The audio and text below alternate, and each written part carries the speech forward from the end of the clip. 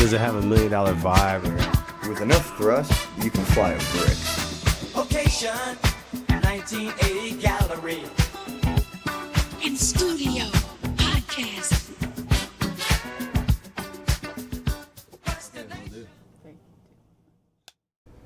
Hey everyone, welcome back to Location 1980's podcast. This is our art podcast, and we're going to start and end 2024 with a toast. Happy New Year. Happy New Year.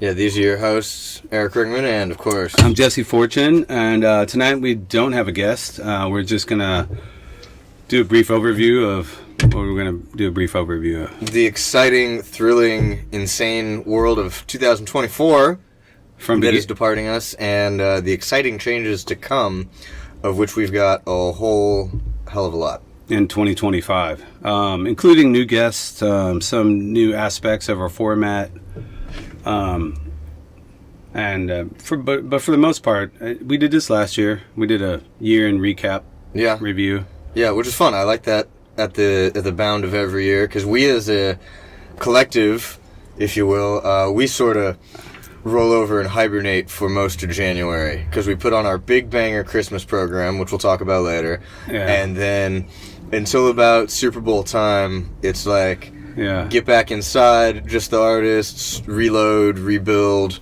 get ready to hit the beach strong next year. And on a cyclical note, we did start the podcast, I guess technically now this is going on our third year.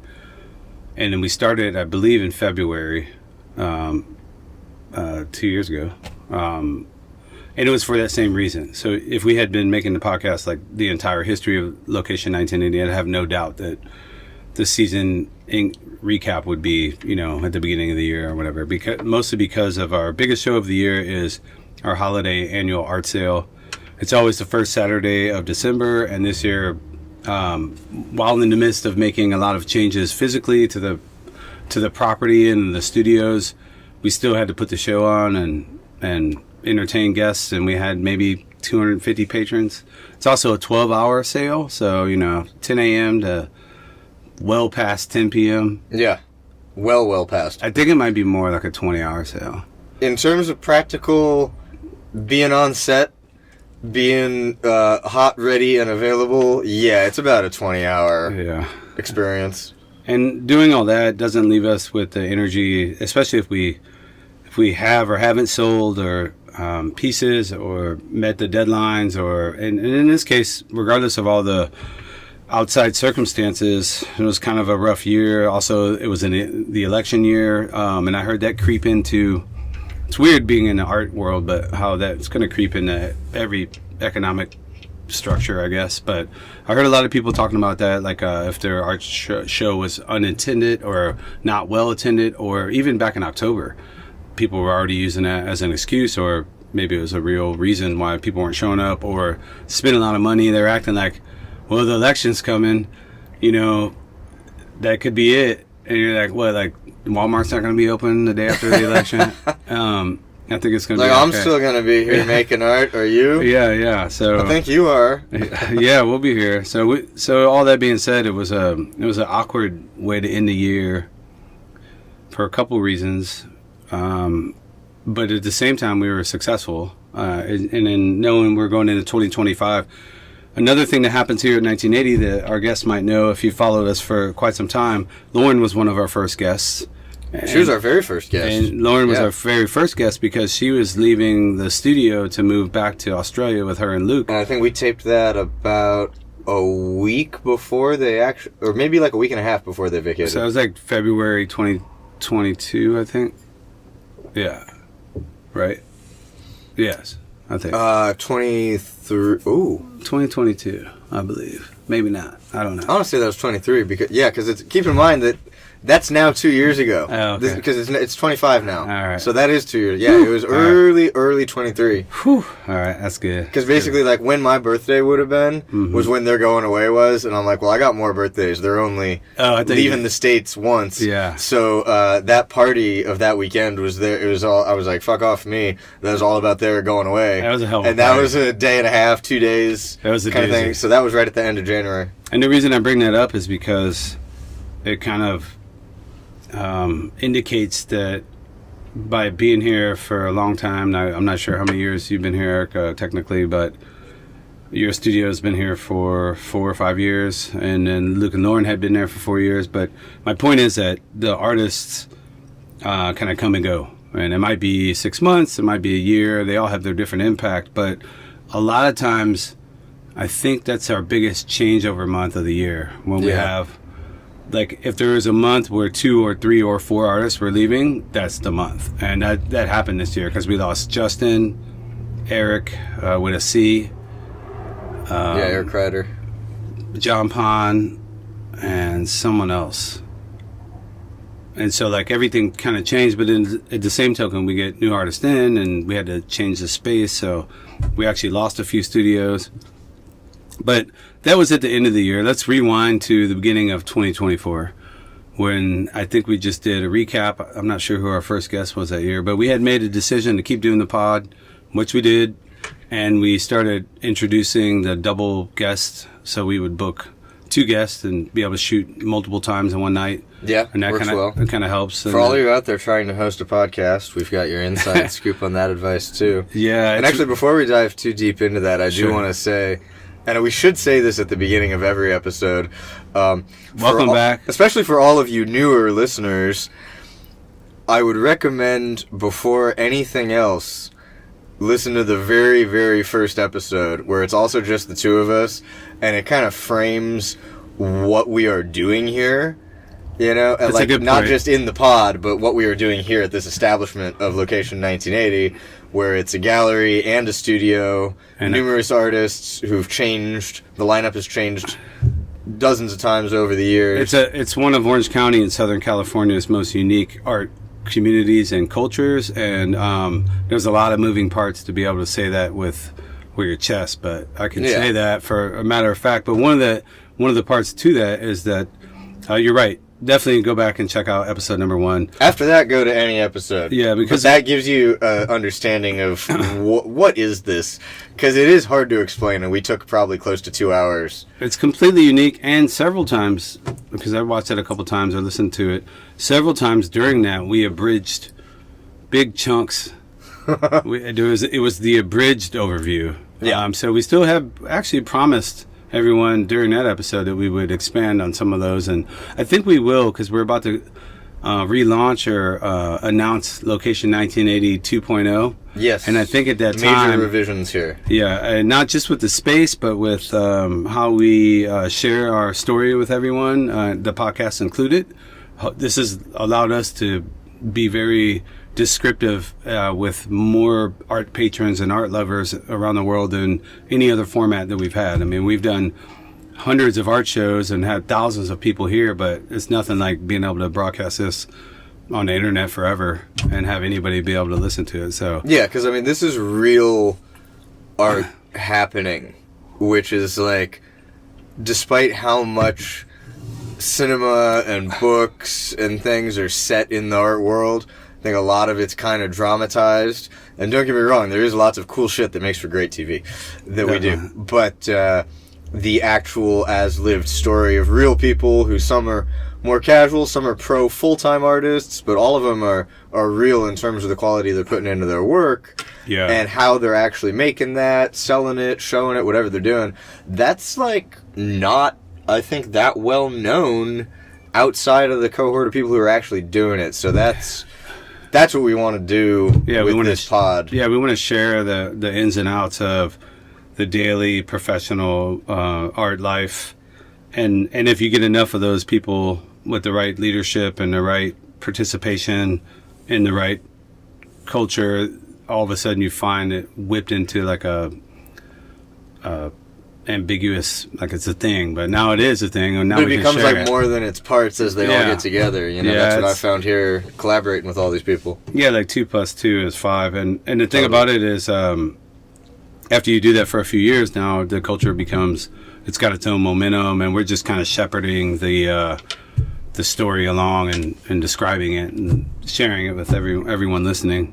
So 2025. So that being said, well, I thought we were going to go sorry, back. 2024. Yeah, 2024. Ahead of myself. Well, what we did do is we did the recap, and then we, I mean, I guess I wonder if sorry, I know my watch keeps hitting the table. We did the recap, and then we had a break. We didn't really like launch right into a bunch of episodes, but we were looking forward. I'm pretty sure the first major exhibition we did, and we've had. I think there was 18 or 19 artists on our campus here. The majority of which I think at the time were female, and we have a really strong female leadership and female entrepreneurs and artists and business owners and artists that we wanted to put a light on them, and we thought that it would be great to have a show. I believe I kind of chose a committee between Stephanie, who's been a guest, Stephanie Snee. You can check her episode. She's been a guest. Her and Jillian, who's off camera, but she's always here. Hi, She's Jill. our dear Thanks for producer. helping. I kind of basically chose them to be on the committee to run the show. Like, hey, we're going to have you guys name it, frame it, it's call for entry. Design it, curate it. What do you want to call it? So we called it Feminine Undertones. And And Steph came up with all the graphic design sure, and stuff for that too, right? There was a committee, so not just the name, but the design and then the marketing. And we had help with the printing and then the website and because the signature element that came across well visually, but for those of you who are only listening and not watching this on YouTube, we'll help you. We'll hold your hand a little bit. What made it great was feminine undertones, but the real big first letters. So you'd see the poster and it said "F-U." Right. Yeah, and it was not so subtle. Deal with it, feminine, not so undertony, which was great. And it was an all-female show. I think we did a jury. Jill, did we jury that? The show was juried, I believe, because we had. I think that was, yeah. Yeah, we had a boatload of entries, and then we pared it down. Yeah. So we voted, and so you guys did an open call for artists. Yeah, and I think Stephanie wanted to make sure that artists they didn't have to make new work for the show. It was just an example of their best work that was current. Yeah, what they cared about most. Because that's what's cool is despite the title being feminine undertones, it wasn't a feminine. There was absolutely no call to femininity as a theme that they needed to either adhere to or subvert or anything. It was, and that was the point, was to completely avert that and have it be like, here's the breadth of shit that you see done by artists whose only identification is that they are female. Right. And so you'd see stuff that had totally like strong, rich, traditional femininity in it, and then stuff that had nothing to do with that, stuff that was in no way even like human or figurative, political, or we had masculine, feminine, anything. It was like all over the board. We had the full gamut. Yeah, the wide umbrella was artists that identified as women or female, and even that was pretty kind of broad, I think. There was nobody excluded from that, and it was great because I think once everyone who was entered into the show didn't think they had to make some like Shepard Fairey poster, like Power to the People or whatever. Yeah, it was like, oh, I just get to be in the show and then just bring my best work. Okay, and then but I've felt the groundswell of like, oh, it's all female artists, and like it ended up being the best, probably the strongest show we did that last year. It was extremely well attended. We had live music there too, right? We had live music. We had did we have live music? Yeah, we had that singer, Jill, which I didn't even know until on the day. I walk into the show and then she's performing there. It's tough for me to recall when you're in the minutia of the details. I do recall like being on ladders and plugging lights in and cleaning windows and mopping floors, hanging a lot of the work, and then finally being able to step back, like when you put your sport coat on and the lights come on and people start showing up. We had valet parking, and it was popping. It was slick, it was clean, and it was pretty much like a gala event. Then you get to finally just witness the work. And I always like that part. And it wasn't just that, for me, that experience about not being enamored by the work while you're hanging it. For me, it's like a size. Like how big is it? How does it? Did they put the damn wire on the back? It's very explicit for all of you artists who do a call for entry. Somewhere in the top 10 things to do is make sure you have hanging hardware on your artwork. When you think hanging, like we're sending men to the moon and shit. Oh, yeah. Like you think hanging a painting on a wall is a pretty tired, done, closed case, and The wire helps. People still screw this up. Yeah. Even this, some people screw up. For sure. So I just remember consistently, like, I like having that kryptonite that I am not going to shed a tear or be moved or anything when I'm hanging a show. It's a square on a white wall. Yeah. Until then, after everything's lit well, and I have like a change of... All the prep is concluded. I changed my hat, and then that night when... Literally. Yeah, and the artists show up, and then I finally get to then all of a sudden witness the art. And then I can be moved probably more easy than anyone, just because... At that point, I get a true, like, having done all that prep work, now I'm like a kid in a museum. I'm just like, wow, what is this? I don't even know, you know? It reminds me of almost out of body. It's surreal. It's like... You're like a transparent eyeball. Yeah, like I wasn't involved and I didn't see it before. It's just like, all right, they pull off the blindfold, like, whoa, look at this stuff. Even though I may have handled that piece and saw it 17 times up to that point. It's just like a mental block where I just put it out of my mind. And when the lights came on and everyone showed up and the valet worked that night, all of a sudden it was just packed and slammed. And Jill, both Jill and who else? Stephanie, you guys gave some nice artist talk, or talks, I should say. They addressed the crowd, and it was really pleasant. And we sold a lot of work, and it was it looks something that we talked about maybe doing annually. I look forward to doing something like that again. It was really a rounding success. So, and you'd have no problem stocking, if you set that up as the call for entry, you have no problem stocking it with quality work. Sure, absolutely. So here's to the Feminine Undertone show. That was a total win. It's interesting you talking about the, doing the setup and being in this really like utilitarian frame of mind, and then getting to experience it freshly, even though you've technically seen it a bunch of times once it starts. I really love that, getting to be around before the, not even like a calm before the storm, but being around before the storm even gathers. Right. Most folks who experience most events in this world, they show up and the thing's already at like a minimum 7 out of 10. Floor's polished. Yeah. Walls are wet. Music's bumping, people are in there, drinks are flowing, like it's all glasses are chinging. yeah, it's all dandy, and that's, think about like an establishing shot in the movie. You show up to the party and it's hey, ching, the flash bulbs are going off, right? And same, even if they're one of the late partiers, they're still leaving, even if they're getting kicked out, like, hey, this thing's gonna close, get out of here. You're still leaving within the frame of the event. Right. It's like a movie. It's like this polished thing. It's like the difference between seeing the movie and having been on set. Correct. Right? Sure. And there's something to be in before the clouds of the storm have even gathered, and you get to see the empty room, and then it come together bit by bit, and all the technicality of, like, I remember moving those light bulbs around and trying to get those track lights to work and swapping things up on top of the... So many. Stand like tippy toes on the ladder and shit. And doing all this, and then the event happens, and then last one to leave, turn out the lights, and then it's like artists only in the evening, and then the show hangs for weeks, and so sometimes you might get to see it all by yourself in a quiet room. And there's something to me very fascinating about a singular room evolving through these different stages and the energy that's brought on by the people and the framing of the event. It's still the same room.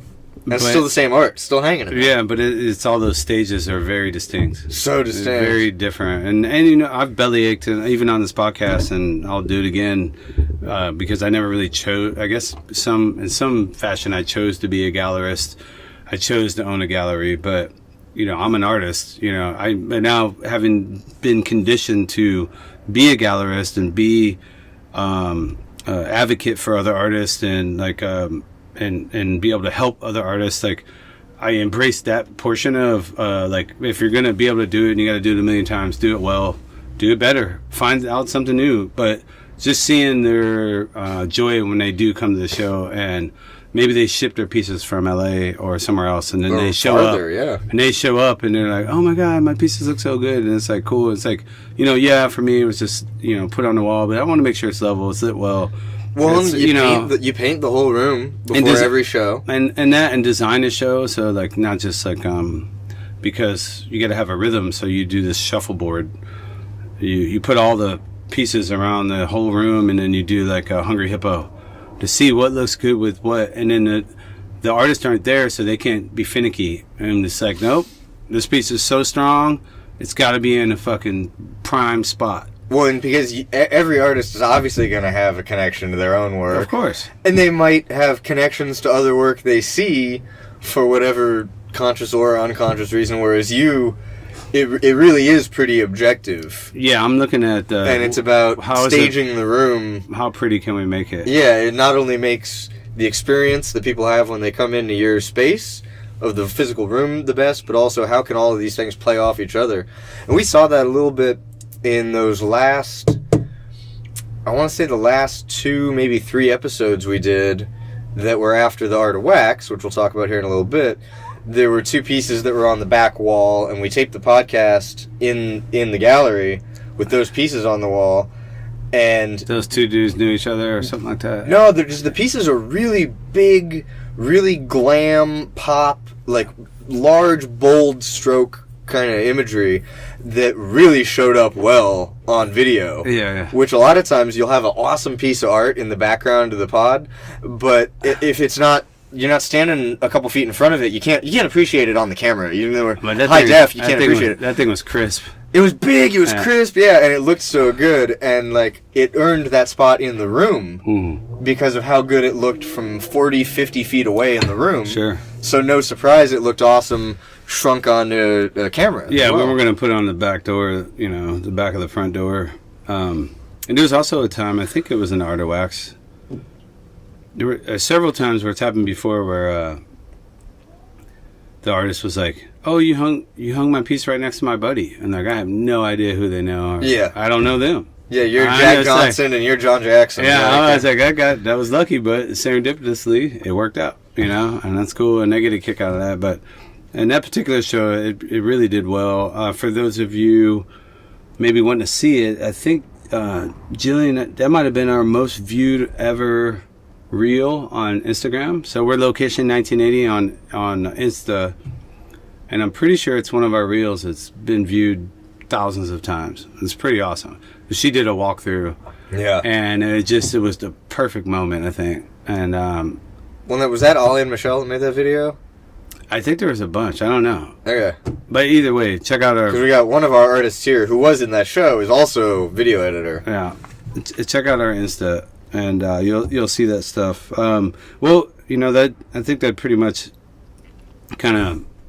I can't really recall anything else about the feminine undertones other than we met some new, very dynamic artists that I really look forward to.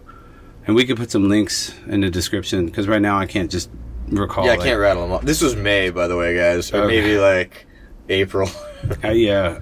But you know, I look forward to like the ever expanding roster of talent that we keep coming in contact with. And I'd like to give a shout out to social media, because a lot of times it is on Instagram now. It took a while. We always ask when people come to the show, "Hi, I'm Jesse. Welcome to Location 1980. How'd you hear about the show?" I may have said that 10,000 times? So many times. And more people are like, they used to be even shy. I've seen people be coy before, and they're like, "Oh, I saw an ad on Instagram," or whatever, or "I saw it on Instagram." But now it's just like, "Oh, I saw it on Insta." And like, sweet. But now it's like, it's more, if it used to be 1 out of 10, now it's like 7 out of 10. Or something. Oh, nice. Yeah, so it's going up, whatever the percentage is. And social media does it's a great way. I mean, just like this podcast, it's a great way to be able to share it. If you can't come, at least you can watch and see what we're talking about very, very descriptively. It's like, you know, you can walk through. Some of the videos are a literal walkthrough while these things are happening. And so I recommend everyone who's listening or watching this to go onto our social, check it out, click, like, subscribe, leave us a comment, tell us something maybe we should improve on, would help. We're always open to suggestions. I mean, we're constantly ratcheting it up and trying to make moves, including our new set in the back of the Rialta, which is pretty dope. We'll get to that too, because that's a 2025 thing. Yeah. We'll talk about it later, but all I'll say right now is for those of you who are still listening, get your ass on the video. You don't know what kind of set we're in right now. You don't know what you're missing. The mobile set. They don't know where we're at. We even got Motor Company glassware. Yes, we do. Cheers to that. So I think that wraps it up. Joe, are we missing anything else on feminine undertones? Violet Rain was the name of the live music. Violet Rain. Shout Now, out is that spelled rain like precipitation? Okay. Or not like a king. Not like a king. Violet Rain. So it's like a groovier, more V-laden Prince. Or not like Rainmaker. Shout out to Rainmaker. Shout out to one of our guests, Rainmaker. Yeah. So Violet Rain hooked it up, and then that would lead us to what we did. The Art of Wax, or it would be the Art of Wax. No, but before the Art of Wax, in the history of Location 1980, a lot of times, for whatever reason, I think the pandemic had a real kink, and of course, for a lot of people, and I mean, people died. Like, I'm not using it as an excuse, like, to say it fucked up the art world or whatever. All I'm saying is, they kinked everybody. We walked through that, and we didn't have a lot of art shows and stuff like that. But then once it was like kind of over, then it like the ripple effect kind of hit our schedule. Like, where before anytime after the first of the year, we'd have so many artists going, I want to do this, and we'll sign up, and the calendar would fill up. We'd start in December, like we did this year. First Saturday in December is already our holiday sale. And then we go backwards. But it used to be there's just everybody's grabbing a month. Like, boom, boom, boom, boom, boom, boom. And then it's full. They can't believe how quick the calendar filled up. But after the pandemic was over, there was like this, people didn't want to do shit, or I'm not sure what happened, but all of a sudden you're like, hey, anybody want to do some art happenings? And then it was like a crickets. And so we were like, we put our energy into the podcast, and then also like some of the studio design.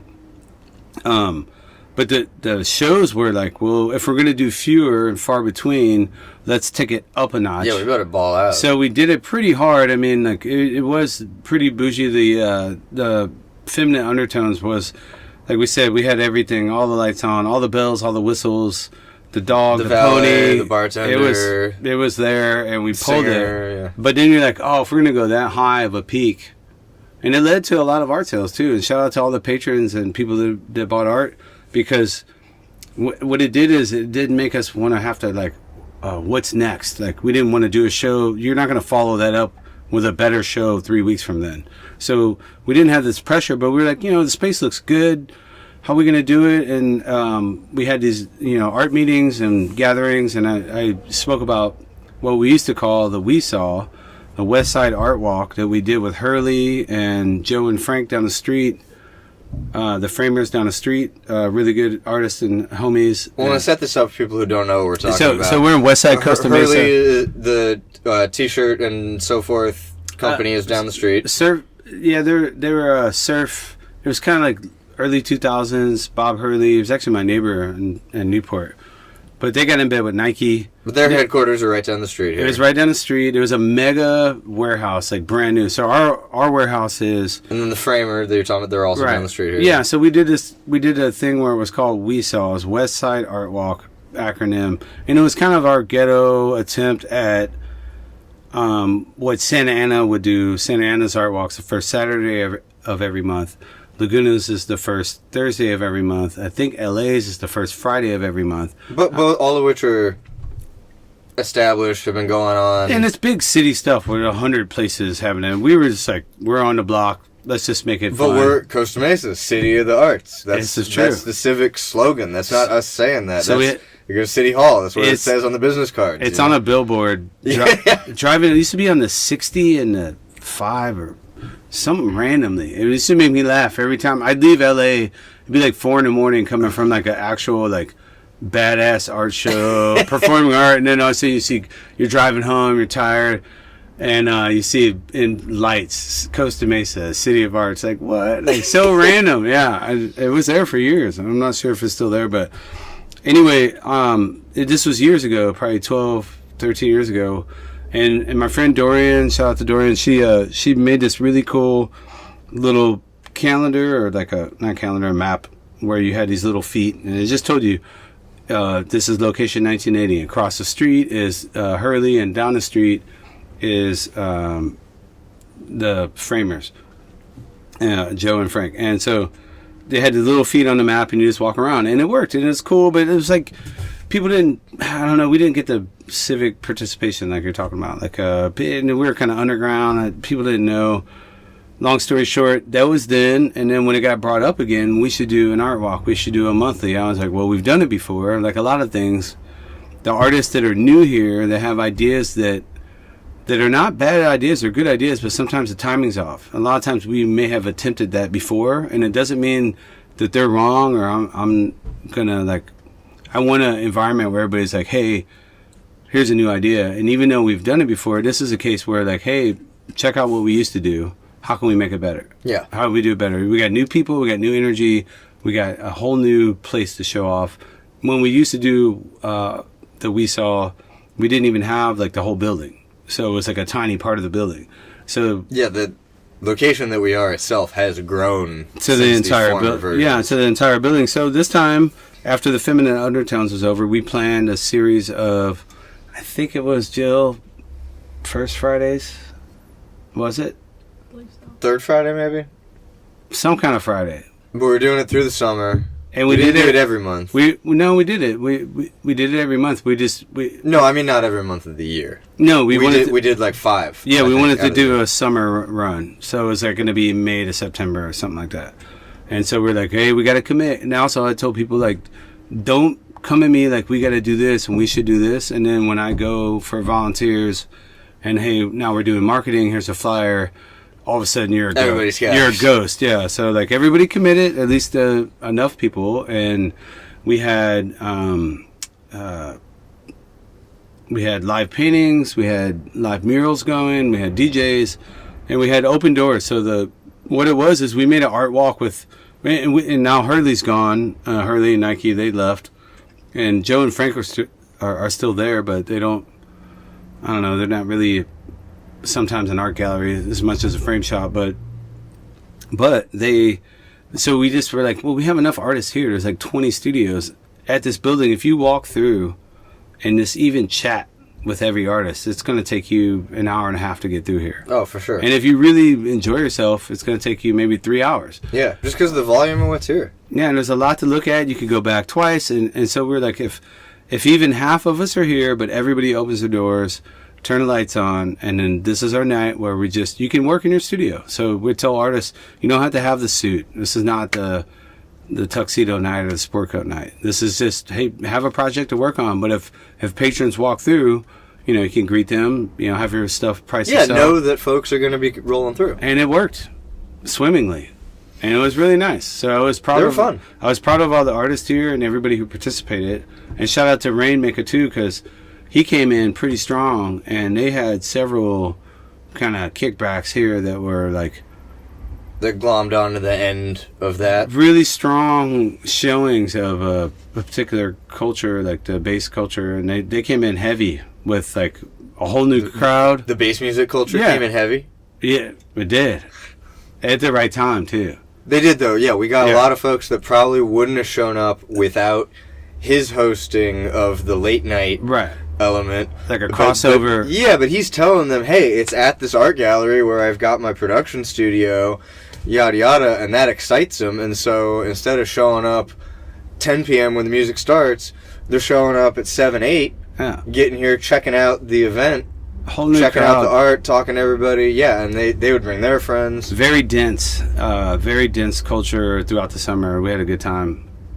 It wasn't that hot of a summer either. I didn't travel. Usually I get to try to go somewhere on a epic art quest.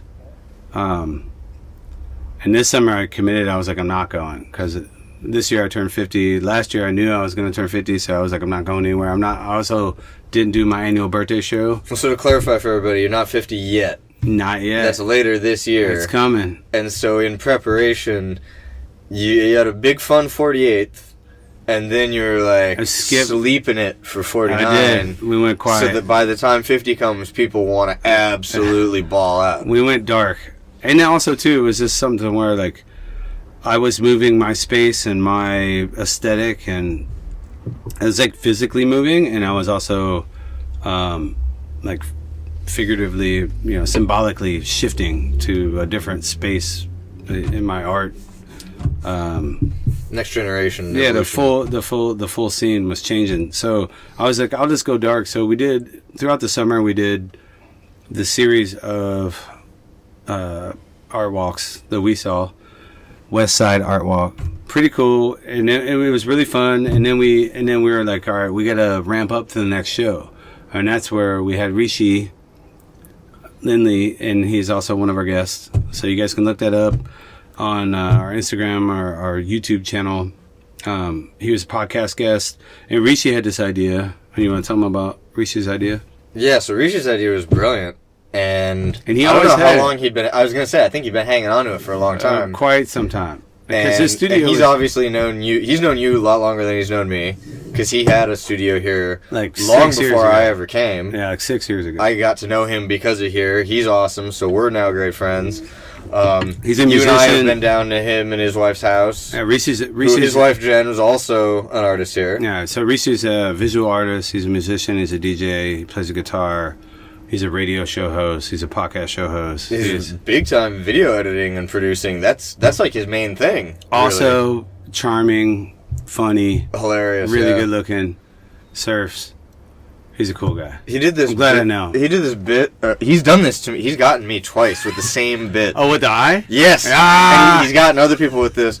And he did it last time. I think he did it once on my birthday. And then he did it another time back at Christmas, just a couple months ago here. And I had one of those party poplar things. Uh-huh. You get a pack of them, and it's this little plastic thing with it looks like a tampon string hanging out. And you yank the string, and then the other end of it... Shout out to tampons. Thank God. Other end of it explodes. Hopefully your tampons don't do this. Do not substitute one product for the other. You pull the string, the other end of it, like confetti shoots out and it pops, and there's a little smoky phosphorus smell, and you can get these for like... It's fun. 8 of them for $2 or something down at the corner store here.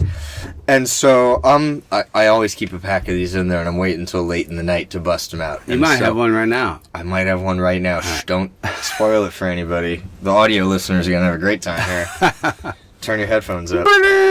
So I pop one of these babies off, and then Rishi kind of dives, and after the enjoyment, because it surprises everybody with the sound and shit. The fuck? He after the excitement dies down, he's over here and he's holding his hand to his eye, to his face, and he's going like, oh, dude, there's something up with my eye. And at first you're thinking he's got like an itch or something, but then he's doing it long enough. Like you might have hit him with that I'm like, confetti. I'm actually going like, hey man, are you okay? Did I fuck There's up? like actual concern because he's really holding. And he's like, oh bro, yeah, something fucked up with my eye. And then he turns around and he looks at me and he moves his hand away and he has a fucking googly eye that he's wedged on top of his actual eye and he's squeezing with his face muscles. And so now he's looking right at me, holding the straight face with one normal eye looking at me and one fucking googly eye that's like blue and looking in an opposite direction and stuff. Think Pee-wee's Big Adventure, Large Marge. That's the reaction he's going for. Oh my god, he got me so good. Large Marge sent me. Because it takes a second, because he gets you. Whoever he's doing it, he lulls the mark into a state of very genuine concern. Good actor. Because you're all... Well, and he's one of the most, like, fun-loving dudes. So you're all out there partying, and he's normally the chillest. He's never the guy that you gotta manage at a party. Sure. Because, like, once in a while you get one of these party goers, it's just a problem. Right. It He's never, the opposite. Yeah. 0 times out of 1,000 will that be Rishi. Yeah. And so then when something's actually going wrong, he like lulls you in, and then he's got this fucking cartoon eye. He got you. Staring at you like some kind of 1920s animated thing. So out of all the good things we just said about Rishi, I think that's at the top of the list. Shout out to Rishi. You're the homie. Yeah, so if that 8-minute story wasn't enough for you, go listen to his full episode with us. And during that time when he was acting a fool, Well, so he establishes He he had had a long-term idea he had the idea. that he finally comes to 1980 with about a show called The Art of Wax. And it's a dual concept show where all the art has got to be square and it's got to be musical themed. Minimum 12 by 12 inches. So it's like imaginary album covers. Yeah. So, And at the same time, we've got DJs in the center of the room, multiple over the course of the night, that are all spinning records. well, not only that, one of the things that Rishi really, and he and I worked on this, and this was like me kind of really just being a gallerist, because like, it's your idea, it's a solid idea, I can help you round it out, but I don't want to, it's not my idea. So I'm just, hey, but I know the room really well. And so he's like, every time, and it's happened in this room, and it happens a lot at weddings and stuff like that, or even most art shows, the DJ's stuck in a corner. It could be somebody's birthday party, that they could be the DJ at the birthday party. It was like that. Like the birthday person, you mean? Yeah. And like at Nikki's party, and we were in Hermosa Beach, and she was the DJ, but it's always in the corners, the dance floor or whatever. So it happens a lot at 1980 where you Which makes sense, because usually the event is the scene. Right. And the DJ, if they're doing their job right, kind of disappears. So Rishi had this novel idea, or maybe it's not so novel, but in this case, it was novel here. He was like, can we make the stage in the middle of the room? Dead so center. people have to walk around the DJ, and they're not so standoffish. Usually, if you're by the DJ, you're one of the homies, or you're into what they're doing. Yeah, like you think it's cool and you want to be near it, but then or you're gonna be you're gonna be on the dance floor, or you're just whatever. In this case, it was like, it was so dead center that it made it obvious that you walk around. So we made the stage in the middle of the room. Picture And when it was elevated 1.5 feet or so. Yeah, if you're listening, for our listening audience, if you picture, and we've described the room before, but it's 25 wide by 75 long, big white walls that go up to 12 feet, and then the middle peak is 16 feet. Yeah, exposed truss ceiling. Yeah, exposed, redwood beam ceiling at about 12 feet with windows up about 12 feet. And in the middle of the room, we did raise it. We used our model stages, and I remember shimming it out. We actually used multiple stages, and we got it in the middle to where the DJ was the first thing you saw, but it was obvious with the light path to walk around the DJ and back of the DJ. Yeah, because the art show element is like a donut. Yeah. And the lighting is all hitting the walls. But So- the DJ, then we had space for 2 people to be up there, creates so much energy, it's obviously going to attract attention of its own right. So it's really well balanced. And in addition to that, Rishi being a DJ, and most of the artists were DJs and then also visual artists sometimes. So they were audio and visual artists. So they had work on the wall as well. And then Rishi had this idea, because he had I don't know what camera that was. It's like it wasn't film, but it was an old looking, I don't know. He does have an 8mm though. Maybe he it has was. a Super 8, I think. I don't think it was, but because we hooked it digitally to another screen. So I thought too, people are going to walk behind the DJ, just basically staring at your backside. You're talking about that art install that was behind it with the TV. So what we did is No, that was not digital. Yeah, so what we did is we put behind the DJ, so you're not looking at their back pockets basically the whole time. We made we had a 55-inch TV and a couch and a whole lounge basically. And so instead of staring at the DJ's butt crack or their fucking pants sag or whatever they had on or their fit, you saw a giant TV, and then it was a video of their hands. So it was a live feed. Yeah, the camera was it was mounted in the ceiling. Yeah.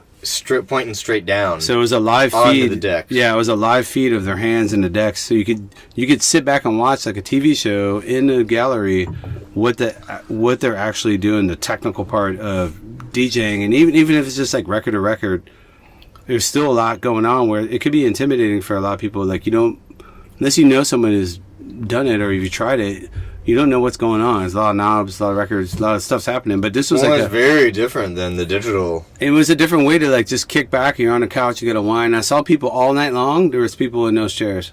It was the most popular place in the gallery. Well, and there was an art piece there too. Not There to jump was. off it too quick. There was an art piece that was also in that area. A small It was installation. based off live video, right? It was a little. It's a funny little TV too. It was like a. It was small. How big is that? Like 12 It inches. was like a foot or something. Yeah, it was a little bitty, like old school rear projection TV where it had a synthesizer. Yeah, tube TV. Yeah, synthesizer, and it was a video installation that changed to the music as the DJ was playing the music. Yeah, so it was pretty dope. video effects, a lot of which were analog derived, but I should say, the effects were analog created, but the instruction creating them was digitally controlled live. Not with any guy there though, just in reaction to the sound. It was like a pre-programmed thing has that some operated software. based off what was playing there. So it was an art piece reacting Yeah. to the rest of the room. And then Jill found Reese's homie. I forgot the guy's. He was like Yoshi or another kind of E. He was a dope dude, but Yeah, I talked to that guy for a little bit. That was a sweet piece. he was dope. He's also the guy that brought the sound. He was intense. He had a little baby, and I remember the baby had earphones. Because you were nailing the stage together and the baby was there, The right? baby was chilling, dude. I was like, "What's up with the baby?" Because like, I don't know if you guys know me this well yet, but I don't have kids, and I'm a pretty good uncle, and they call me Uncle Cousin Jesse. I sometimes I don't know so much about babies, but I do know like But you're taking care of a lot of family. yeah. And if you're gonna hook up a giant sound system and drop mega beats, Do sound check. does the baby Assemble a stage. Do you want the baby there? And the baby was kicking it in the stroller, and I was like, "Damn, the baby's got game." And he had the headphones on, and he was like, and the baby was new, like not like a year, I don't know, some kind of months. He was he's fresh off the scene. He was not the oldest baby in the world, and but he was with it. He's smiling, and then Dad was like, "No, it's not his first rodeo." So they get to go with ear protection for the babies, but that guy was dope. We'll get his name too. But Art of Wax, same thing. As far as the feminine undertones, the Art of Wax is extremely well attended, and Absolute banger. we had Rainmaker came with, so we had vinyl inside, all vinyl DJs, I think. So like 10 p.m. Yeah, it was. Yeah, and until then, about 10 p.m. until they kind of cheated, and then the outdoor patio. So here in 1980, we have the formal structure of the building, and then there's also like a 300-foot patio that's divided between the front, the middle, and the rear patio. And on the front patio, all the bass dudes, the fucking bass waffles guys were like ready to go. Rain and Associated. Yeah, and they're ready to rock, and they just kind of drowned it out. It was a little bit of a Once they started cranking transition, it up, yeah. There's some overlap. But. So then the vinyl was over, and it shifted immediately into like bass, but it was still like, so it was no longer Art of Wax, it was Art of Bass. Yeah. But that show. Well, it's funny, we had, you were talking about video artists, we had Andrea, who we should actually have as a guest. She's great. And she does like video art for the most part that is so not something there's a typical context for in terms of people who are used to having paintings, and their context for that is the walls of their house. So there was an installation on the She had the TV, and it was like a 30-second thing that loops, and so it's not a music video, but it was definitely musically themed, and it was designed. I kept saying to her, I'm like, if you don't apply to this show, I don't know what you're doing, because you did the assignment before knowing the assignment existed. She understood the assignment. Yeah, before it had been assigned. Yeah. It was musically themed square thing because it was meant to look like the cover art of an album that didn't exist. Right, which is kind of she just created the concept. Yeah, that was the whole. But it was this whole video looping thing that she had done as well, and she's super into bass music. And I remember towards the end of that night, I needed to pop to do what we're doing right now, refill my glass. I needed to pop back to my studio, and she all grabs me. She's like, "I'm going out front. I can't resist these beats." Okay, yeah, she had to do it. Yeah, once the bass started, dude, you saw the crowd move. There's a contingent that once that plays, it's like the Pied Piper, dude.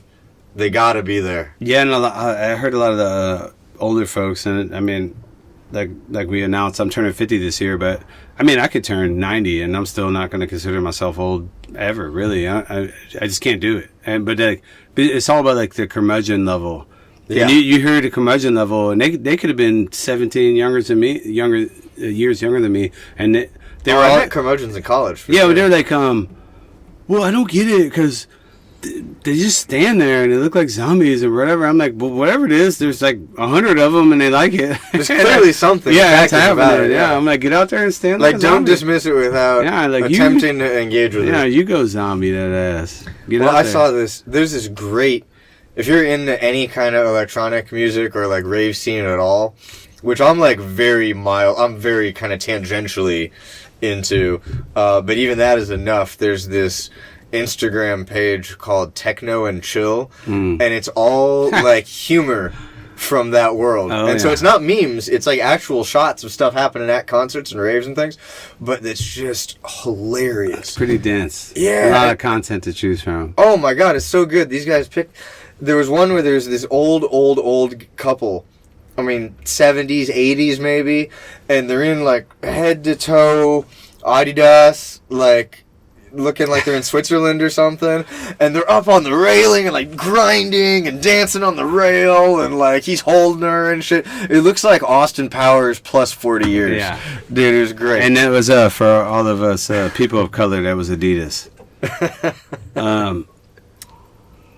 I did see a meme, and before we break, I'm gonna say it was a white dude and his daughter, and she was like, "Daddy, sing me a song from your childhood," and he went, "Oonts, oonts, oonts, oonts." Boots and cats and boots and cats and boots and cats.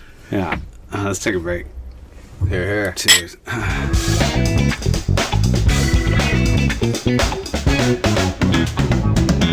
Welcome back. Had a little break. Now we're back.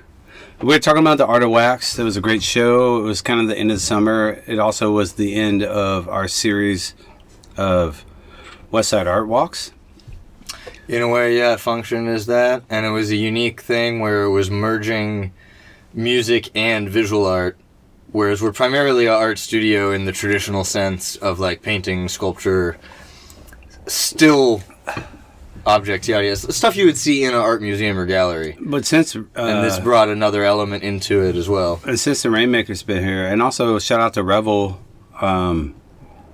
he's brought now his homies, and they're starting to learn, so it's cool. Like he turned his art studio into. He's like, "Can I bring my tables?" Like, hell yeah, right? Because he is an artist too. He does all the stuff with spray paint. Well, he teaches, and then he also does the music too. Well, he teaches one of our workshops. So, before we go any further, talking about the holiday show or all the changes that we made, what we should talk about is our workshops. So, the workshops that we've done here, and I've never liked the term class a lot of times because usually it's uninstructed workshops. And workshops mean you work. Like a class means you're just sitting there, you're taking notes, you're trying to learn. I went to college for 7 years. And there's a directed component to it. But a workshop... these are pretty undirected. Yeah, and a workshop means you're working. And especially when it comes to art. I like the term... one of my teachers, Mr. Buckman, used to say, the last 4 letters of the word artwork are work. So like...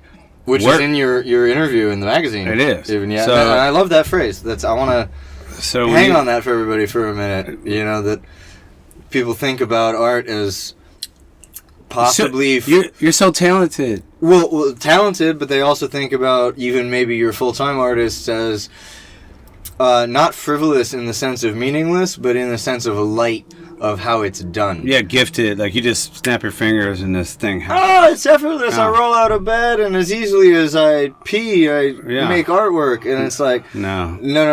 The last 4 letters of artwork are work. Yeah, and some of that that's work, critical. Some of that work, and I've known it because I've done manual labor. I've done some factory jobs. I've done some gnarly stuff.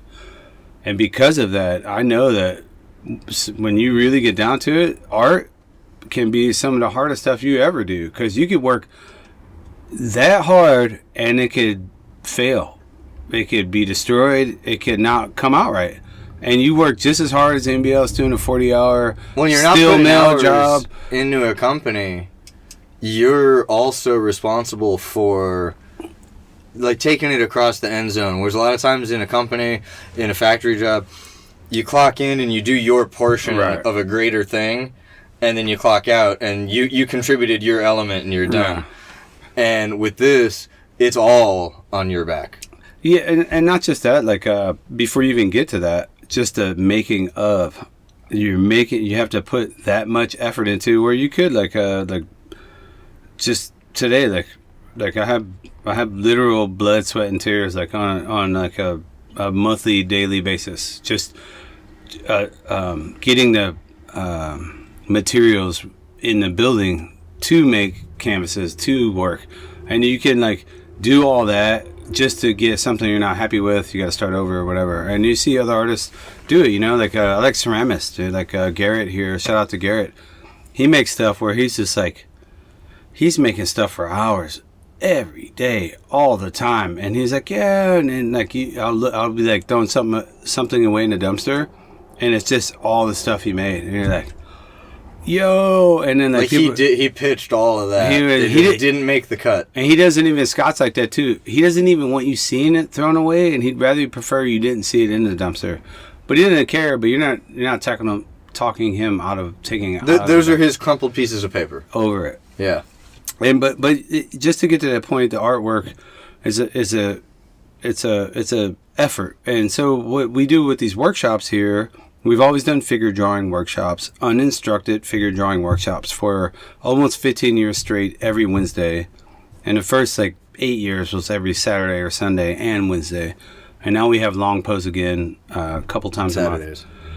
But those workshops are uninstructed, but you show up and you're there to work. Like, yes, we have some wine and we have some snacks and there's friendships forming and there's breaks and there's a whole culture revolving around it. But that's all in the periphery right. of the core that is. The model's back on the stage. There's a model here. Who came to work. You got supplies. You're got here to create artwork. Yeah, it's not free. You know, and most of the people who come already worked a whole job that day, and they're coming to now do their hobby or invest in their craft. Or both. Or heighten their skill set.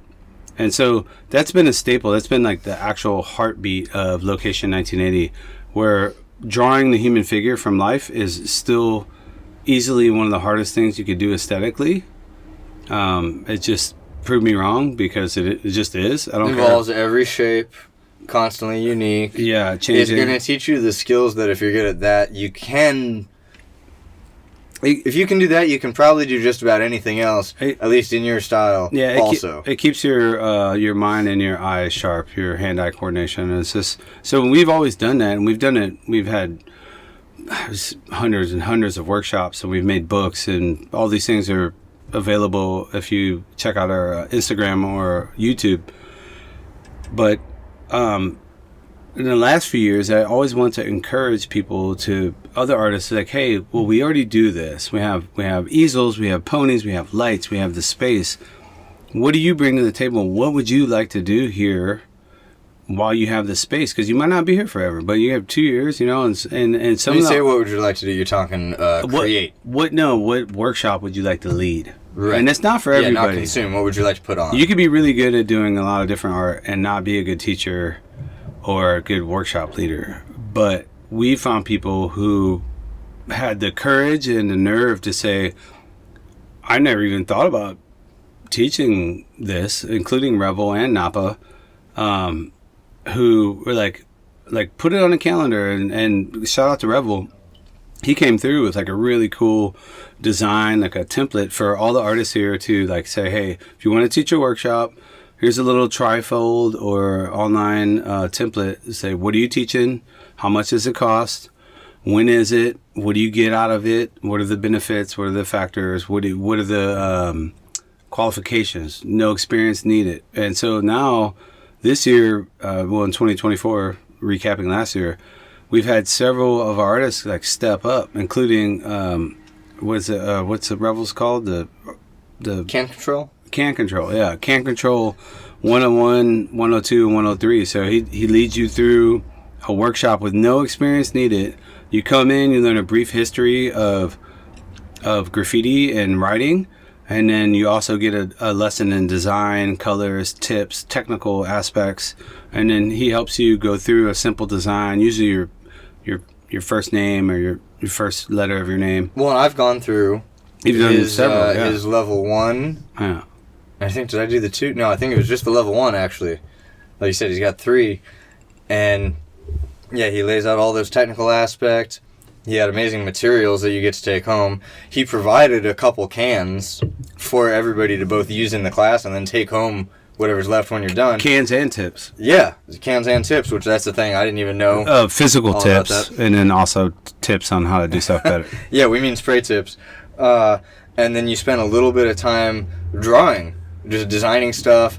And part of that was to actually design it, but part of it was to get into some creative flow and, like, loosen up. You know, because we had people who'd never been here before. Well, also people and they show up in the class. Also people, and that gets them a little relaxed in the zone. Also people that have never held a spray can before. For sure. So definitely not in that context. So his workshop undressed all of that. Yeah. Really. We spent some time inside, and then we came out here, got the cans in our hands, got on the wall that's right behind us out here. After, like, a really nice little demo. So he's like, here's a thin line, here's a thick line, here's this cap, here's that cap. Now, all of a sudden, you get your 5-foot wall, and you're not getting arrested. You're not under a bridge. You're not tagging somebody's car. You're just doing a it's mural. Like, here, we painted this wall gray for you to use.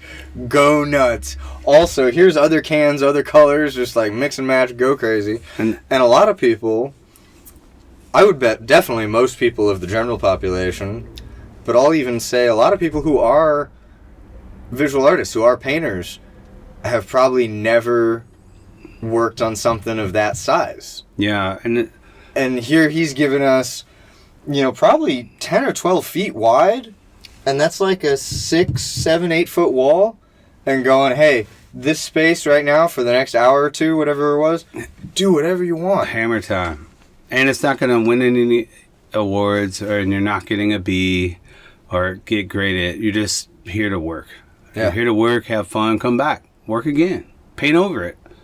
Paint over it right when you get done. Take a picture, you know, do the b-boy pose, hashtag yourself, and then we're going to roll right over it. And well, knowing it was going to be rolled over because he's going to do another class in 2 weeks, that's part of what made it so great. Yeah, it's really, like, what's there to lose? It really takes anything. It takes the handcuffs off. So shout out to Revel and Can Control, but also Napa's classes where she teaches something completely different, where she teaches, like, fluid art. And you've seen this online and Facebook. It's been very popular, but she teaches fluid art with multiple mediums. So it could be acrylic or ink, acrylic inks, alcohol inks. Yeah, there's alcohols blended in. And you came with your mom one time on Mother's Day. We did under the tent outside, champagne, flowers. It was very well received. Big difference. For starts, it's horizontal, so we're going from the wall. So now we're parallel to the table. But yeah, completely different style. And something that you had folks like me who has a studio and practices his own art professionally here, doing it alongside my mom, who totally doesn't, alongside other folks, other, you know, customers who are not artists whatsoever. Yeah. And this is the first time they had been on the property even. Yeah, the format had now been established. So now we do the figure drawing, which is like constant rhythm, heartbeat. We got it licked. And we're still open to new stuff. Costumes, cosplay, double models, male, female, pregnant model, little person model. You name it, we'll do it. And we're looking forward to doing more things. Stilts, acrobats. But we got that licked, or at least it's fluid. That's a foundation, yeah. But now these other workshops are catching on to where now they're cranking through. And now we have instructed figure drawing coming up, actually. And so... Well, we've had still life. Was that instructed or uninstructed? No, but it was kind of like just for fun. But my point about the workshops is we're introducing a whole new layer of 1980. Not only do you have a studio here, or we can do an art show here, or you can do your birthday party here or whatever, but also now you can come and learn. It's an alternative art institution, essentially. So you don't have to take out the big student loan, or you don't have to...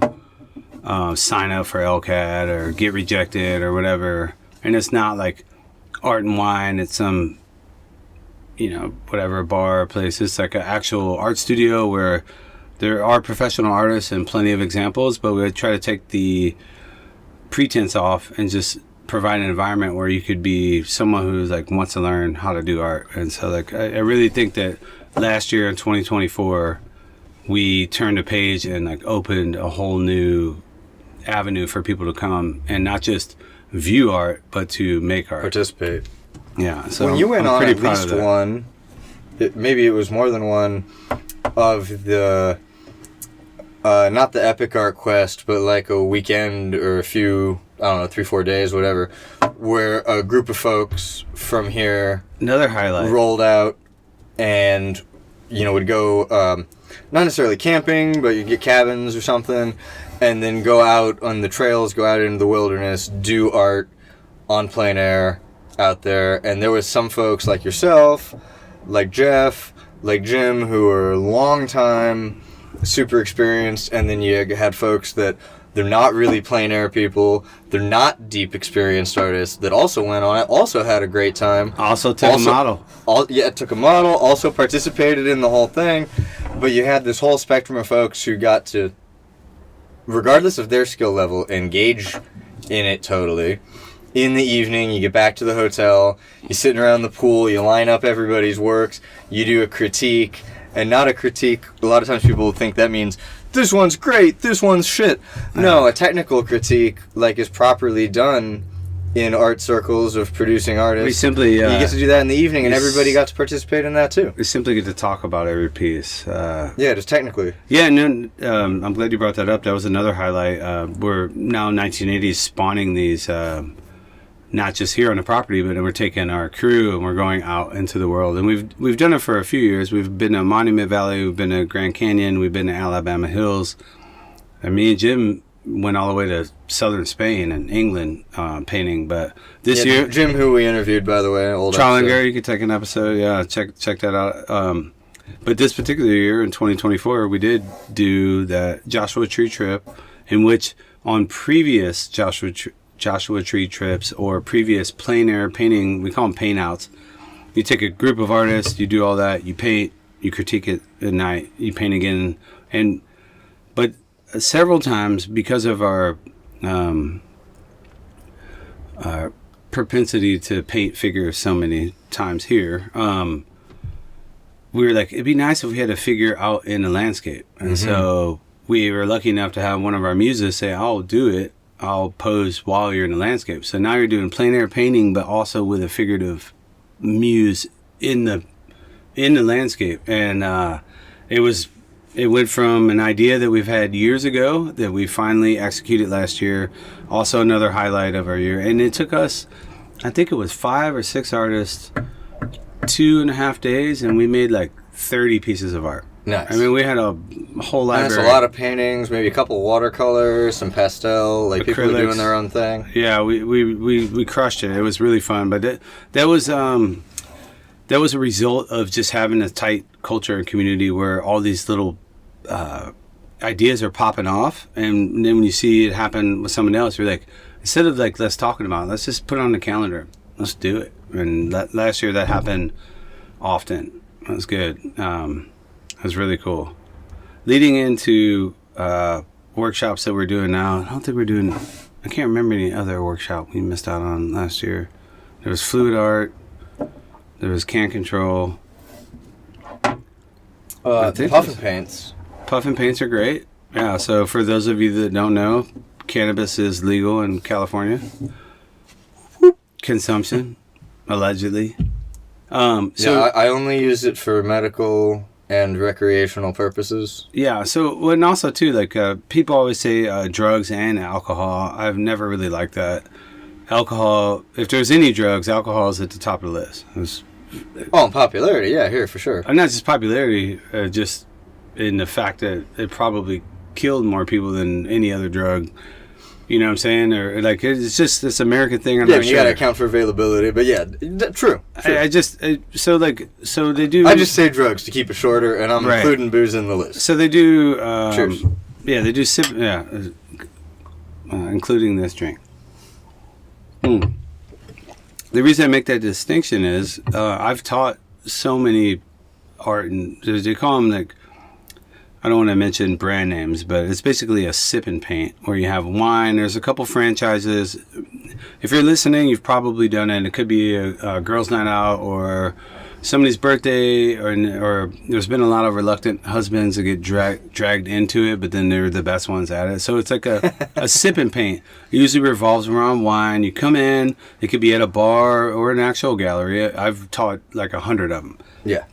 And at those workshops, and thanks for shout out to Jackie Danger, also a previous guest on the pod. I've taught them where the only downside to that is it's hard enough to teach people who aren't artists, that are barely kind of listening, and you're trying to fight your way through this session, and then you just kind of see when you're on the stage and you're the one teaching, like 10 to 20 people. You could see how quick a bottle or two of wine just deteriorates everyone's attention span, and they're not necessarily their ability, because they're actually painting really well, but they're just not listening or following instructions anymore. And then it turns into what it started as. It's a paint class, the social element, where you're having wine, and at the end of the night you're gonna have something cool. I always took pride in if we could take the picture with everyone's painting held up, and you could kind of tell what they all are. I was stoked about that. But then it shifted a few years ago when legal marijuana came to California. Instead of the sip and paint, you would do a puff and paint, where you would have cannabis as opposed to wine. And you still could drink wine or beer or whatever, but a lot of people didn't. They don't drink.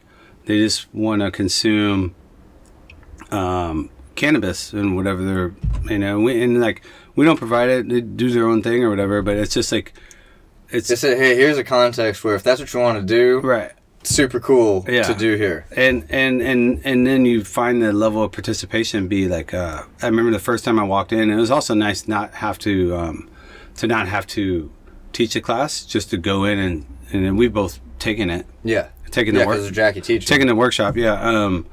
Where you go in and instead of like a bunch of like waka, waka, waka, waka, like loud, like you can't, it's like chaos and people are loud and like getting faded. Instead of that, it's dead quiet. And everybody's just painting. So sucked and into the painting activity. So sincerely, uniquely focused. And it was very refreshing to see the difference between the two substances and what that leads to in artwork. So,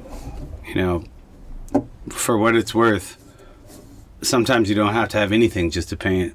I always told myself the creativity is the real drug. Oh, for sure. Whatever you need to do that, it's just additive. It's like mixing paint. You need a little something. Yeah, it's not requisite. It's right. It's a bonus. It's like a booster rocket. Yeah, a little flavor to your day. But if you can just have the energy to go paint, that's the real dopamine. That's the base. Kick. Right. So that's another one, puff and paint. And so we've done the workshops. And that was cool. And then right around, I'd say the end of summer, we got some bad news. And this will shift into a different, everything's happy and go lucky at all the art studios in the world. But such is not the case a lot of times. And it happened like a few years ago at Ghost Ship in Oakland when they had the fire and some people perished because they had an illegal structure and people couldn't get out, and it was on the second floor, and it started this. It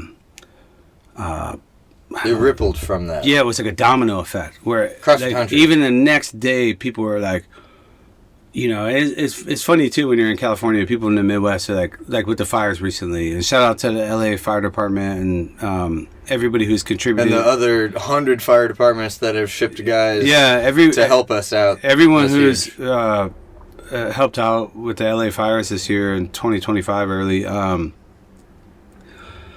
It shifts the perspective to where you're like, what becomes important. And like when people perish, like it's an art place, it's a party, but then all of a sudden, if something bad happens, it doesn't matter what it was. So when Ghost Ship happened, it was a fire in Oakland, California, and this was years ago. There was a ripple effect all across America, mostly in California, where people call. The reason I mentioned the LA fires is people call like, "Hey, are you okay?" And meanwhile, we're like 60 miles south of any real danger. Constantly. Well, it's interesting because we're close enough that it's in a spiritual sense, neighbors for us. Absolutely. Well, You especially know, when it's you Santa know Monica, when you it's know North Hollywood and stuff like that, Palisades. and you know people that are affected by it, yeah, exactly. and artists that And are yet, affected by it. yet, it's just far enough away that Physically, physically far enough away. there's no That if you weren't hearing about it, you wouldn't know down here that it's a problem. be like, oh, it's a little smoky out today. Barely even. I've had worse fires Sure. that have Coming affected from the the air other quality way. down here in years past. It's true. But it's like I'm not raining ash on my car, but it's this huge thing it's weird. It's like just far enough, but also just close enough. Well, and then the reason I bring it up is because when the ghost ship happened, and here's to all those souls that perished that day. But what it did is it heightened my sense of awareness as a leader to make sure that everyone's safe. And I did get those calls, and it's like, well, yeah, we're safe. We're not not in Oakland, which is 550 miles away or whatever, but also too, like, we've always abided by, SoCal. Like, it just proved the wrong match in the wrong place, it could be bad. But this year, what happened was, things have gotten hard, and I guess people might want to realize that farmers pulled out of Southern California because they wouldn't write fire insurance anymore. Mm-hmm. And so a lot of the people that are affected by the LA fires right now don't have fire insurance because it wasn't even available, because like the actual insurance companies pulled Nobody'd offer it. Yeah. They pulled out of the state. They didn't just not offer it. They moved their whole operation out of the state, where it's like fires are going to happen so much that we're no longer going to insure that. And so anyway, we're not in any danger, but we always minded our P's and Q's with inspections and all this stuff. But what happened was we had to change some of our spaces that used to be kind of, I don't know, I guess like indoor, outdoor, to like fundamentally more regimented. So we had to do some... Well, we had outdoor structure that wasn't rooms, right? It didn't create indoor spaces. It was, but it had a roof. It was kind of like a pseudo indoor space. It's essentially something existing outdoor. outdoor. It was something we were kind of gifted or grandfathered that we didn't. We didn't build. We didn't make. We didn't make. It just was there, and so we made the most of it. And during that process, over the years, it was something to where it was taken for granted to a certain extent that it was working really well, but at the same time, if we could just snap our fingers or wave a magic wand, something that I didn't really eventually wanted to change. It was going to change. We've always if you had a blank lot, you would not have built it the way that the previous owner did that you inherited. You would have designed something different and way more built up and radical. Well, and not only that, I wouldn't have designed anything. The point that I'm making now is that we got grandfathered into a structure that it wasn't my design, or it was something to where we're just like artists. We're like, hey, can I make art under this? Yeah, I can do it. Absolutely. And so we did it, and we did it for years. But then this year it changed. That had to go away. Anything that was kind of built on or added on or not really like fully like the building, the actual structure had to go away. And so like that was brought onto me as a mandate by the powers that be, and take that for however you want it or whoever that is. It doesn't matter. What and happened, this is coming in like September, October-ish? Maybe even earlier.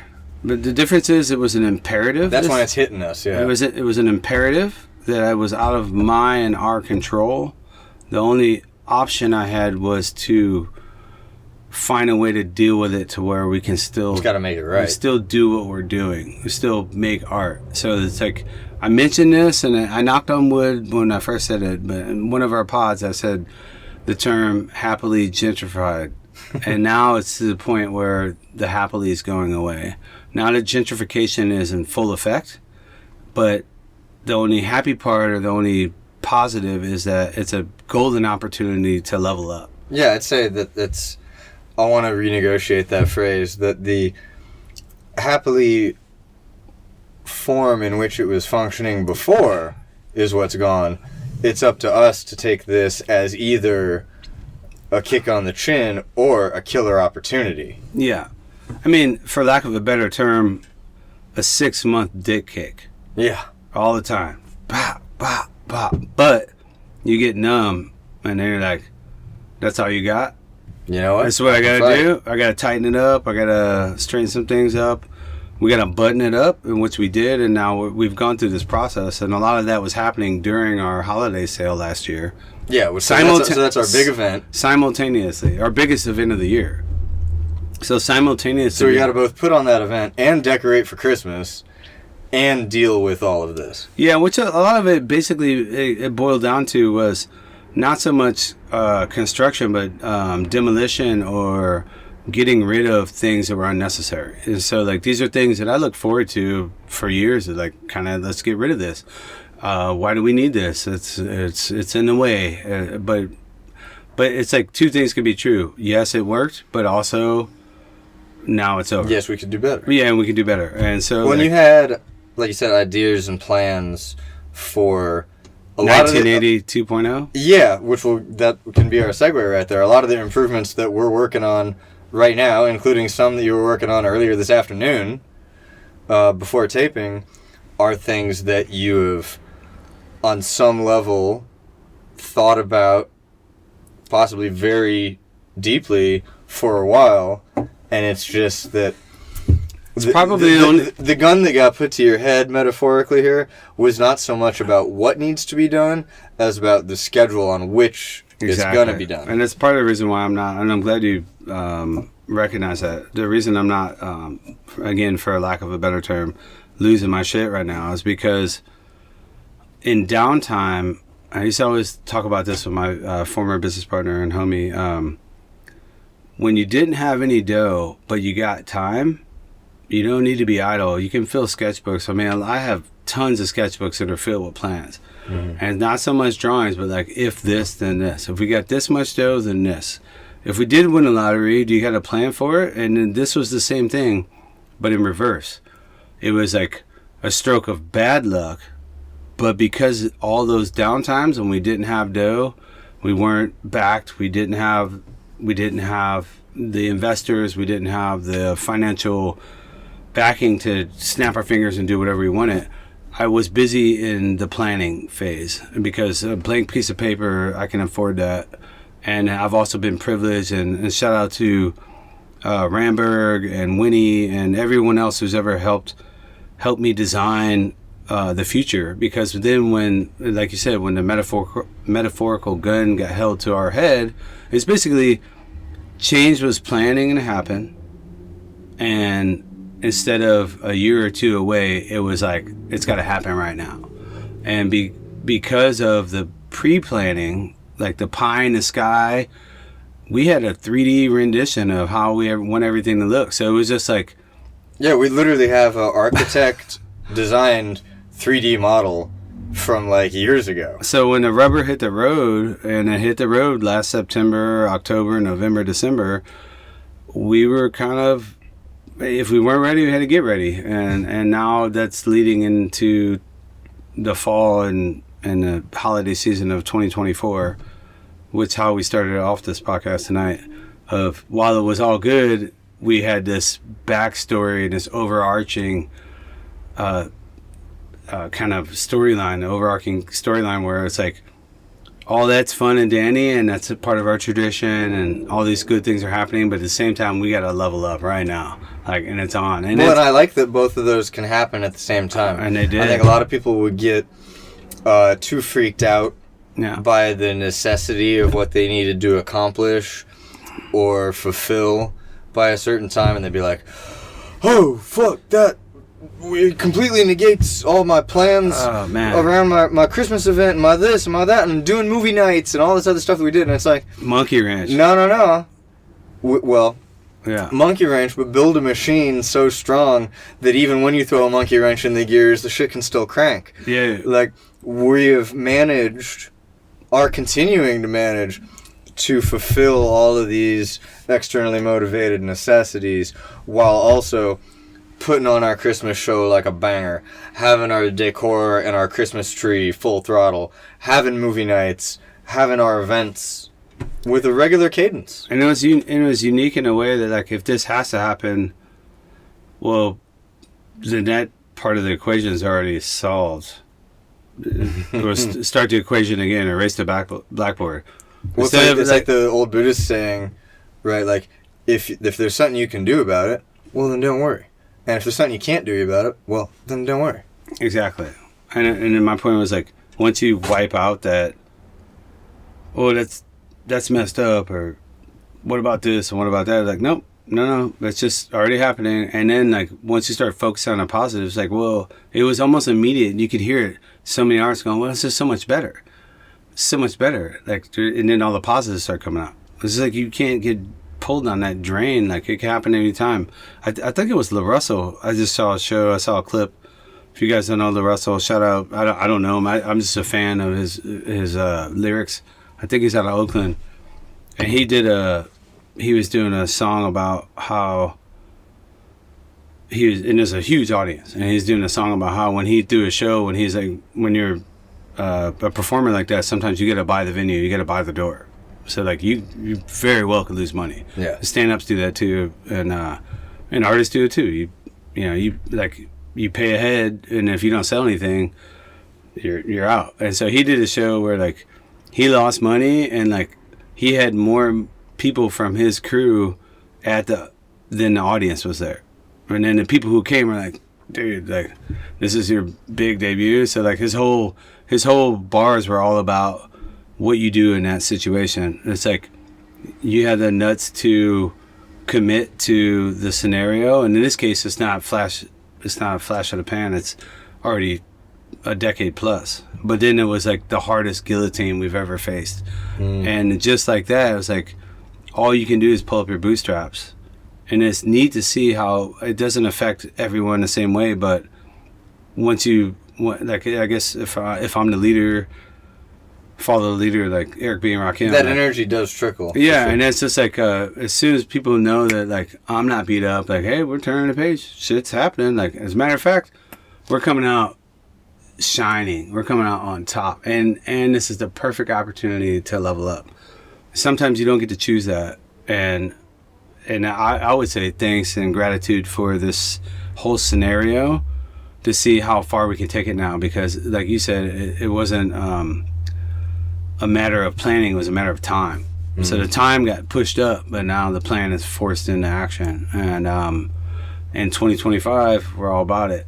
Well, like in the same way that you should have money stocked away enough that, like, if some shit happened and like your car crashed or you lost your job and it takes you a couple months to get another one or something, like that, you've got a buffer of enough to live for, like 6 months or something while shit is getting rearranged. This is almost like the conceptual, spiritual equivalent of that. It's like you had those ideas on paper, you had all these concepts that such when you got kicked in this way, you had the buffer and then some to not only deal with it but actually run with it. Be like, this is like I'm catching an interception and I'm gonna run it back for something awesome. Pick six. It's a pivot. Yeah, it's a pivot on a pivot. And then you're like, you can tell it's January with these analogies. Right. Well, you also swim like in overwhelmingness, or we mentioned dick kicks. If you get enough of that on the teeth, like I'm not like discouraged. You just get conditioned, and then you're like, it's like lifting weights. If you lift the same weight all the time, the next time you add a pound, like you can do it actually, and like you're stronger now. So like, especially as an artist, and this is encouraging the young artists, like, and we've said this before in the pod, like if you skyrocket to the top, good on you. I'm gonna high five you. But all the artists that I know that are like what the graffiti writers would call OGs or Gs, like almost 100% of them are like, there was no skyrocket. It was a low rocket, or like, it was a dribble, but that constant, like, I don't care what you do or what happens, I'm just gonna keep writing. And they're not looking for outside respect. They're looking for respect. They're not even looking for respect. They're getting respect from other artists who appreciate the doing of the art, the artwork, and like, and like ever since I met Rebel, like, and Jamie Johnson too, shout out to Mice and Millions and DCV, like, and dude, Calvirus and Spaz and everyone. I appreciate their culture where like you cannot talk your way into it. Mm-hmm. You only have to write. Gotta perform, you and have that's to it. write, and you're policed by your homies, and you get leveled up by the work you do. Like I love that, and that's what's happened here. Like in a bigger context, not just murals or graffitis or aesthetics, but just culture-wise. Like we had to button some stuff up. We had to make some space. We had to dot the I's. We got to cross the T's. And then that's what we'll do. And we'll do it well. And then it's like, all right, let's do it quickly and swiftly. What's next? And so now here we are in this pod, and we've caught up with the end of the year, and now we're into 2025. And 2025, what do you look forward to? Not just here, but your personal aesthetic, Eric. In general. Personally, 2024 was like this year of hibernation, actually. And that's got to do with a lot of things that are outside of my art practice. You didn't even go to the burn. I didn't even go to the burn. Yeah, I've been... Shame. I didn't either. Like a healthy shame. That's a new set of words I haven't heard put together. Yes. Yeah, no, I've been, with the exception of 2020, I've been to every burn since 17. And... The only reason I mention that is because it's a good example. For context is like I've known you for a few years, and by you not doing that, it aligns with everything you're about to say. Oh, it does. Yeah, fully does. Yeah. Yeah, and it was one of those just looking months out. I'm like, what am I getting from this, given to this? How is it working with everything? Is that... You don't need to use like crazy spiritual language or anything. It's just like very kind of pragmatic. Is that the choice I want to make? Is that what I want to do with that time and money and energy? And it wasn't this year. Again. And it's not a discredit to Burning Man at all. Like, I fucking love the burn. It could be anything. A lot of my best friends went. One of my best friends, it was a total surprise that he went. I found out weeks later, and I was like, no way, that dude went. And I was like, oh, dude, I'm happy for him. Because I took him there his first time, so it was kind of him blazing his own trail, which was sweet. But besides the burn, the hibernation. The hibernation was in many forms. I did manage to, we talked about this already, get that Disco Avocado finished. We talked about that, I think, on the Rishi episode. We saw it. Because it was in his show. It was in Art of Wax. It was in the back of the pot. Well, yeah, it was definitely on camera, but it was in his show, and we chatted briefly. But that was the first, like, full-on, not a sketch or a side project or something, but like an actual piece, like I would send this to a museum or wherever, that I had done since Sinatra, which was over a year ago, basically. Pretty good gap. 13, 14 months or something. I was just elsewhere focused. Sidebar, do you feel comfortable, like, and I've done this too, and I can relate, especially since we know each other, when other things are going on and you're helping other artists, they're doing other things. I used to think like with that gap, it's like weird, like, oh, it's way too long. But then you come back and you do like the dopest shit I've seen you do. Like you went from Sinatra, I don't care how long the gap was, you came back. Like your answer after that was a Disco Avocado Neon. Oh yeah, no fear. And it was fucking epic. No fear. But the cool part is like, and maybe you're learning this now too.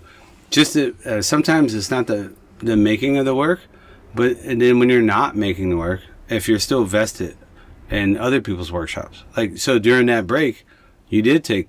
That's you did take the camp control. I will say that. Yeah, this year I did take revels. There's ways to shift. I think I did a puff and paint. There's ways to shift the energy. Yeah, it's not like I was non-creative. Yeah. Or not around or influenced or inspired by other creators. Well, and I worked at the beginning of this year. I did, and this could, and we actually talked about this. This could be a whole other segment. But we're not going to do it right now. We could do it right now with the AI art. Oh yeah. I got started getting into Midjourney and experimenting with this. Just kind of understand what it could do. And studios. Yeah, listen to our theme.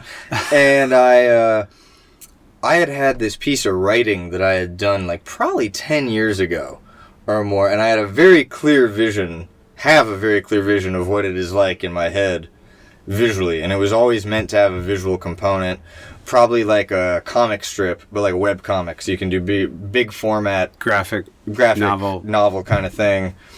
And I could not illustrate what I saw in my head, and definitely not the number of panels it would take to do this story. I mean, this would take me the rest of my life to do. I had a friend who he was kind of in the same vibe. He had helped me with the like really early development of the story, but I ended up doing the writing.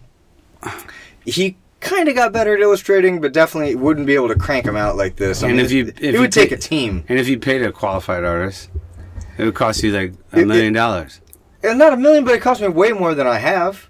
Right. Way more than I have, for sure. Probably tens of thousands, who knows? Probably $1 million. Maybe. Hey. And I started experimenting with Midjourney, and it's like, it gave me access. I was able to tweak it to where it gave me the visions of this world I had written.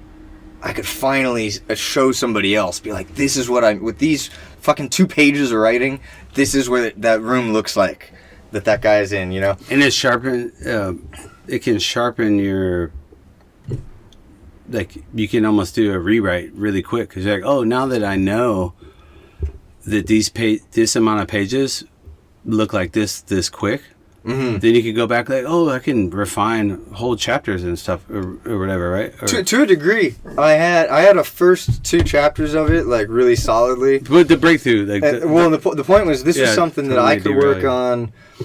It was cheap because it's like $30 a month or something. Tell people who don't know. I could work on it at home. But tell people who Midjourney, they don't know what Midjourney is. So it's under the umbrella of what we call AI art now, but it's generative. You put in a prompt in words, like, blonde guy in a red suit sitting across the table with microphones from a fellow in a fur coat and a Kangol drinking whiskey, you know? And then I might tweak it to be like in the style of Roy Lichtenstein, or, looking like a 1940s illustration painting, or I can draw on different elements. I can put in keywords. And then magically, for all the boomers listening, yeah, in about a minute, it'll generate an image that may or may not be what I'm looking for. And that's part of the game. That's part of wrestling with it. And it's funny, some things were really, really easy to develop, and other concepts, it was really hard to get them in the look that I wanted and all that. And what I was ultimately putting together was, you can listen to it, you can listen to just my narration, but it's great with this visual component I've put. So the pictures is still images that fade from one to another, kind of like Ken Burns style. And then I put in a bunch of audio, so think of like Orson Welles, I'm talking about them getting on the tram, and you can hear the wheels on the rails, and you can hear the electricity sparking. All aboard? Yep, and you can hear the click of the high heels when the secretary comes into the room, and the typing and the teletype machine. So what's it called? Is it refined? Is it done? It's called the Baron Flambeau Chronicles, and that's Flambeau with an X. Like Creole? The Creole style spelling. And believe it or not, I actually have not. I've got an episode. I'll tell you this. I have a draft. I have episode 1 draft that if you people DM me, I'll gladly send to you. It's on YouTube, but it's private. And I did a second recording of the narration because it needed to be sharpened. So you gave us that's still coming. You gave us the title, but what would you qualify it as? Is it a podcast? Is it a short story? Is it? Do you listen to it? Do you watch it? Do you read it? Yeah, you watch it, but it's a video, but the images are all still images that fade from one to the other. So kind of like a Ken Burns documentary, where he makes these movies about like the Civil War. Sure, yeah. And he has an image on screen for 5 or 6 seconds, and it zooms and moves, and then it fades to another. It's a Ken Burns effect. Exactly. That mixed with kind of like Orson Welles doing War of the Worlds on the radio. But you're the narrator. I'm the narrator. A blue whale! I'll talk better and slower than on this. Okay. It's not my Ruby Rider energy. Welcome to Flashdon Paradise. It's not that energy. It's nice and slow. Or David Edinburgh? Yeah, it's A blue whale. It's closer to that. I tried to okay. slow it down a lot. So is it done, your concept, or are you still, like I said, I taped a second version of the narration because it wasn't quite slow and relaxed enough. And it takes place on the greatest resort on the planet, Palm Springs? where relaxation and opulence are not nice things to goggle at, but natural, expected, and simply the norm. And it represents something more to these people than simply decadence. It represents confidence of a level they didn't know existed, and salvation from the world beyond. So, And I needed to capture that, so I narrated it a second time. all right. Sweet. But the point of this whole long-ass story is that was something I worked on because I could do it at home, generating these pictures, recording into this same mic, doing all the editing, all the audio, all that myself. That was cheap and easy to do. I didn't have to buy materials. Like, a lot of my art is expensive in simply raw materials. And so it was something where I could keep that creativity going, again, in my hibernation cave. Were you pleased with the format? Will you use the same AI simulator to finish the project? Probably. It took a lot of experimentation. Do you have a deadline? Should it be done this year? Oh, yeah. I think you should finish tonight. I want it to be episodic. And there's going to be an Oracle deck as well. So watch out. Is it like Tarot Tuesday? A little bit. Okay. A lot bit. A lot of it. Yeah, that's coming as well. We might have to call some witches up in here. Yeah, this is a deep universe. All right. So these episodes are going to go on. All right. So we're not getting into that anymore. Anything else? Appreciate the indulgence. I love it. Well, you just did it, dude. That was great. Like, from now on, you got to do the outro for sure. In that same manner, but only that voice. So yeah, yes. Oh, so like that's your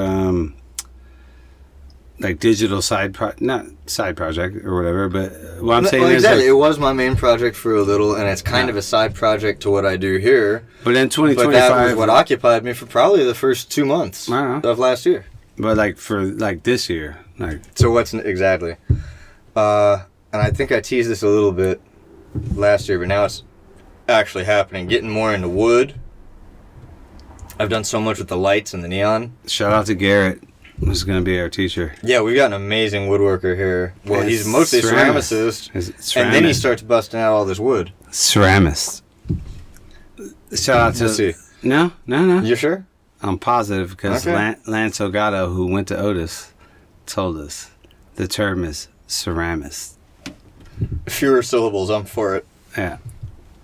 But Gary... Then he busts out these amazing set of tools and produced works in wood that are just awesome. So I could use some lessons from him as well. Yeah, example for our listening audience, everything we did to change the space, that was one of the spaces we did. So his studio got shifted from like looking one way. In one big room we had 1, 2, 3, 4 artists, and then it went down to 1, and it was him. And when I shifted his space, I was like, dude, I'm gonna give you more space, but like not only like do I trust you now more because you're the guy. You've been here, yeah, and he's been this. He's like, proven it. Yeah, and just like I think he won 20. We should do awards at the end of this pod. We're doing awards. Let's start with Garrett. Garrett won the award for most hours in the studio. Absolutely. He shows up early and often, and he's just spinning pots time and time again, doing it. As soon as I said, we're going to shift your studio, it's going to be different, but it'll be like slightly bigger, he's like, can I bring out my woodworking stuff? I'm like, hell yeah. And then he starts doing it, you know, and well. Yeah. So like real well. So that's our teacher. So you want to get into some woodworking?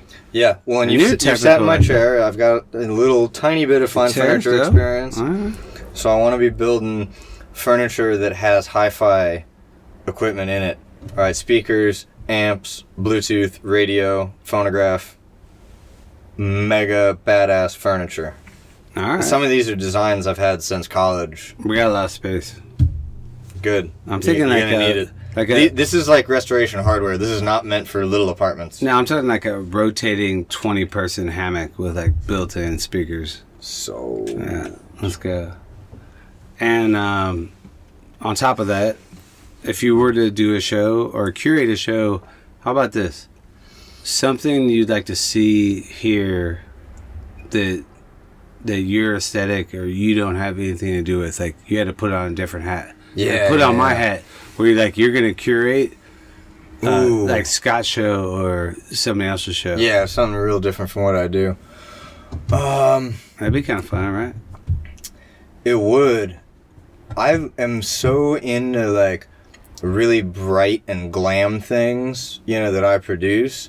Something more gothic and grounded and figurative, because I definitely do a lot of abstract and like symbolic.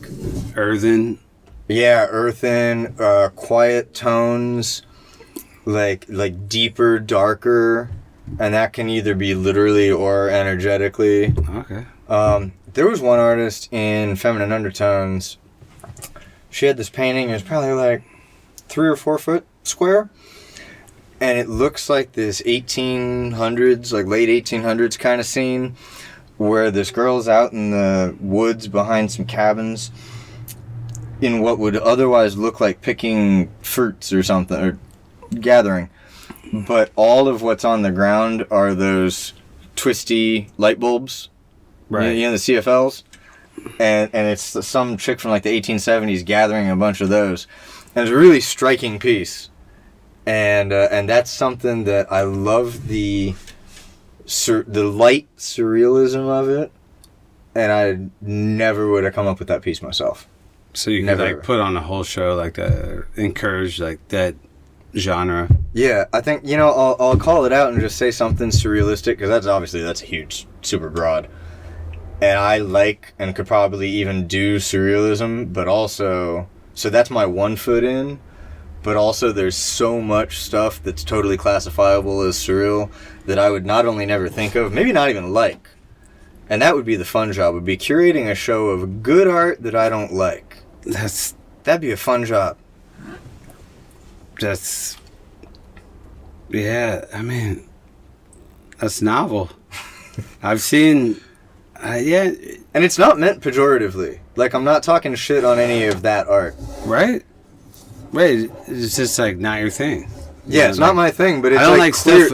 But it's clearly fucking good. Right. I don't like stuff with like strings or like something that can get on you. Like, get off me. Like it's too webby. Or like texture. Like, You walk through it. Yeah, like Or like, even if it's on the wall, but it's got strings. Yeah, it's like it's just like. But like you can't. When you really supported Marion's show, yeah, which she is had other super Barbies. stringy. I didn't like any of it, or like I loved all of it, but like. I didn't like it freaked, like it was so good that it freaked me out to where like this is a perfect example. This is a perfect example, oh dude. man, where like and again like, and she was asking me like how do we hang it, so like I had her back, like we're gonna hang it. Her vision was so clear. Shout out to Marion Vale. Her vision was so clear that I could get behind it, but the whole time I'm hanging this stuff, like it just like all these baby dolls with bloody eyes and shit, and it was just like fuck, like Chucky vibes, Yeah, like, hot glue dripping down. Oh man, but it was like really good. Like there's no doubt, like that's a perfect example of that. Like, if you could put it on a show like that, like so, like don't ask me that because I'll just be like I'll just have Marion Vale come back. Like Marion, whatever she's doing, I loved it too, and that show was great.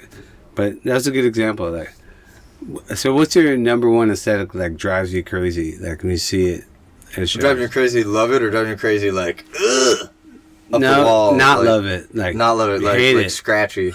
Like you could see the fucking like poorly made, like they didn't even cover it up. Oh, dude, I went like a shitty puppet or something. Like I see the wires, bro. Yeah, there's a certain degree of like shittiness in execution that definitely drives me crazy. I was up north with Christina over New Year's, and we stopped by some gal. Well, Shout out to Christina Rose. also Baller. a former artist of Location 1980, and we went to a.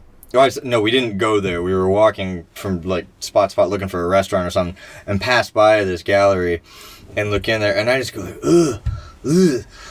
And she goes, "It's so funny to me, based on the things that you A, like, B, do, C, endorse, like, the stuff that really upsets you I can't wait in to hear a what this not is. casual way, but in like you're like fucking disgusted." Like cross the street. Yeah. Because she said some other word. What was it though? Trepidation? There's like, you see a bit of this in places like Laguna. And I'm not talking about like a watercolor of some boats. Like live, love, learn or some shit. Yeah, well, that's really bad. But it's like if those people got a bit of an upgrade, okay, but not quite enough of one. And you see, so a lot of what was in this place, there was objects. Quilting? No, I mean, there was like benches, sculpture, 3D objects, where the forms were aggressive in the sense of their brutality. Okay, so I'm talking about like harsh edges, like super distinct forms. Maybe like pieces of wood carved to a real precise cylinder mounted on a thing or something. That at a first glance, and maybe if you were on drugs, you'd look at it for like 2 seconds and you'd be like, oh yeah, and think it's kind of potent, kind of avant-garde. And then you look at it for a little bit longer and you're like, everything about this is right where I expect. Somewhat. Nothing about this shit feels daring at all. Cliche. And it's masquerading as daring. I I think that's where the irritation is. Shit that is pretending to be daring. And I like it. I'm somebody who I'm really into a lot of traditional shit. And like this whole comic, the video I was talking about earlier is very 1940s illustration styled. I love traditional stuff. So it's not about like, oh, it needs to be avant-garde or it's crap. It's not about that. It's a subtle wrinkle. It's this kind of fake daringness. Busters. Yeah. It's Yeah. like, can you rap or can you freestyle? Yeah. Like, do you have bars or not? Yeah, like if I was... Like, oh, I can, like Drake, basically. If I was to, I'm so glad you said that. I'm actually not glad you said that because I wanted to beat you to it. If I asked anybody who's your top 5 and Drake was in there, I'd be like, motherfucker. Like, I can't talk to you I can't deal with anymore. this, dude. You just lost your pass in 1980. Like I would allow you, like Eminem, Jay-Z, you can say all kinds of big names, and I'd be down with accepting that in there. If you put Drake in your top 5, Oof. God, brother, Yeah. Jesus. Well, it wouldn't be a man. Shout out to feminine undertones, but yeah, nobody who likes hip hop. That's I don't know. I don't even want to go there, but Yeah. let's end it on Drake sucking. Sold. All right, so now ask me about Now it's- my 2025. Yeah, I feel like this has been a whole podcast and a half. Well, no, your 2025 is looking exciting because we spent a lot of time tonight talking about demolition. I love it. And just today, we actually took down the last bit of structure that was in the whole, aside from this wall that's behind the camera right here. Get on YouTube, everybody. Can I kick that wall? We got, how far is it from the back side of this wall to the front side, or the back side of the kitchen, former kitchen? 200 feet. That is wide open space that hasn't been in 10, 12, 15 years. Probably 15 years, because I never saw it. What excites you about that space? The empty space. I used to say this to the person that was in charge, kind of in charge. He's a mentor, and then also kind of in a way at some point, but where the spaces are a commonality. This is a guy with no shoes. Yeah. Okay. His vision of the space was like every square inch has to be full of 8 things. And before I had any power or any control or anything, it just made me my skin crawl. I can't be. I grew up in a really small space when I had multiple siblings and multiple cousins, and we had to be comfortable in tight spaces. And like I learned that like there's a certain efficiency in that.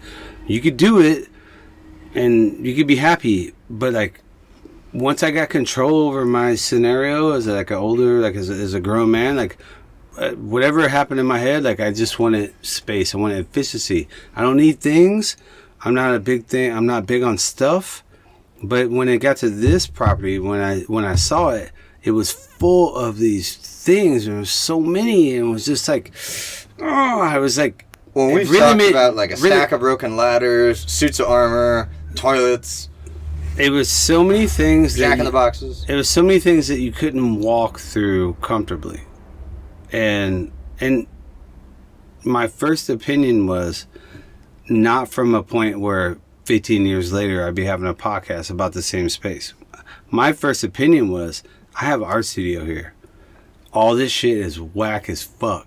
Like, I'm sorry, but I don't know what it is, and I know that I would be like happy if it was all gone. And maybe it's precious to someone else. I don't know. But when it comes to this particular actual property and the physical space we're talking about right now, once I had even a little bit of a say-so, my first intuition was to get rid of shit. Like, especially when it comes to art. And I remember saying this out loud, and I'll say it again. The most valuable thing to an artist can be empty space. Oh, yeah. Empty canvas. You can't expect people to create in an environment where there's so many things that you can't even breathe. And and that's empty mental space, empty materials space. I do a lot of 3D stuff. That's having workshop space that you can freely flow through. Empty canvas is a lot of things. Yeah, so when you're asking me about this demo and this stuff, I look forward to it, and it's only now, all these years later, that my first impression was like not what I'm dealing with now. Now I'm in a position where I can kind of dictate, like, all right, well, let's get rid of this shit or whatever. Like, back in the day, it was just like I was just stuck in a place where like I was just an observer. I'm like, wow, that's a whole bunch of shit. I don't even.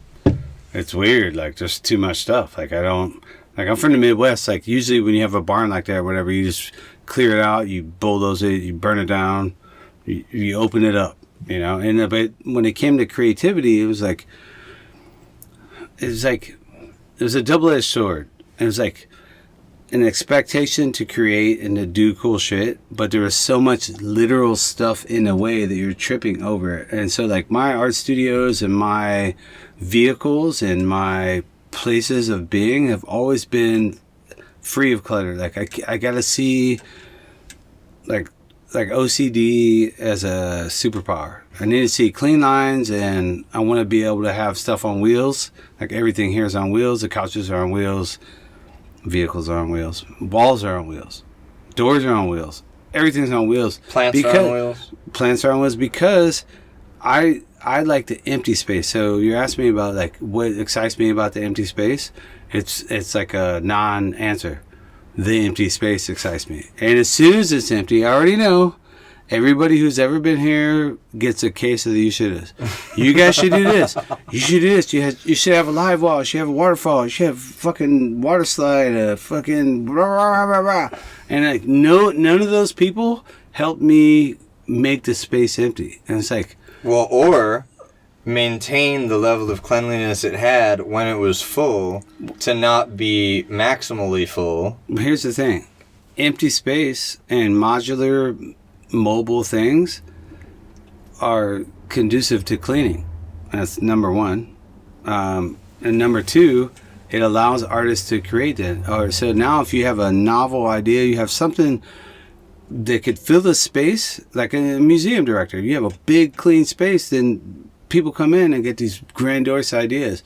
If it's just convoluted and creaky and you can't walk through it, like you're always missing out on those ideas. So like going in 2025, we have more space literally on the same property than we've ever had, than I've ever been witness to.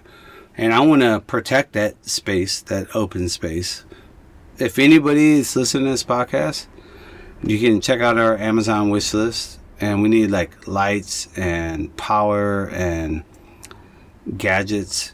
But what we don't need is furniture. We don't need office tables. We don't need desks. We don't need any of that stuff because it handcuffs what you do with the space. So what I want to do is, one, protect the empty open space, the sight lines, the ground lines. Yeah, there's a national parkness to it. Yeah, it's like straight up Yellowstone. You know, like that nobody can ever touch it. You know, and the stuff that we do bring in can be movable, modular, temporary. So if we put up a new mural, like now we have all this new wall space. We have new sun.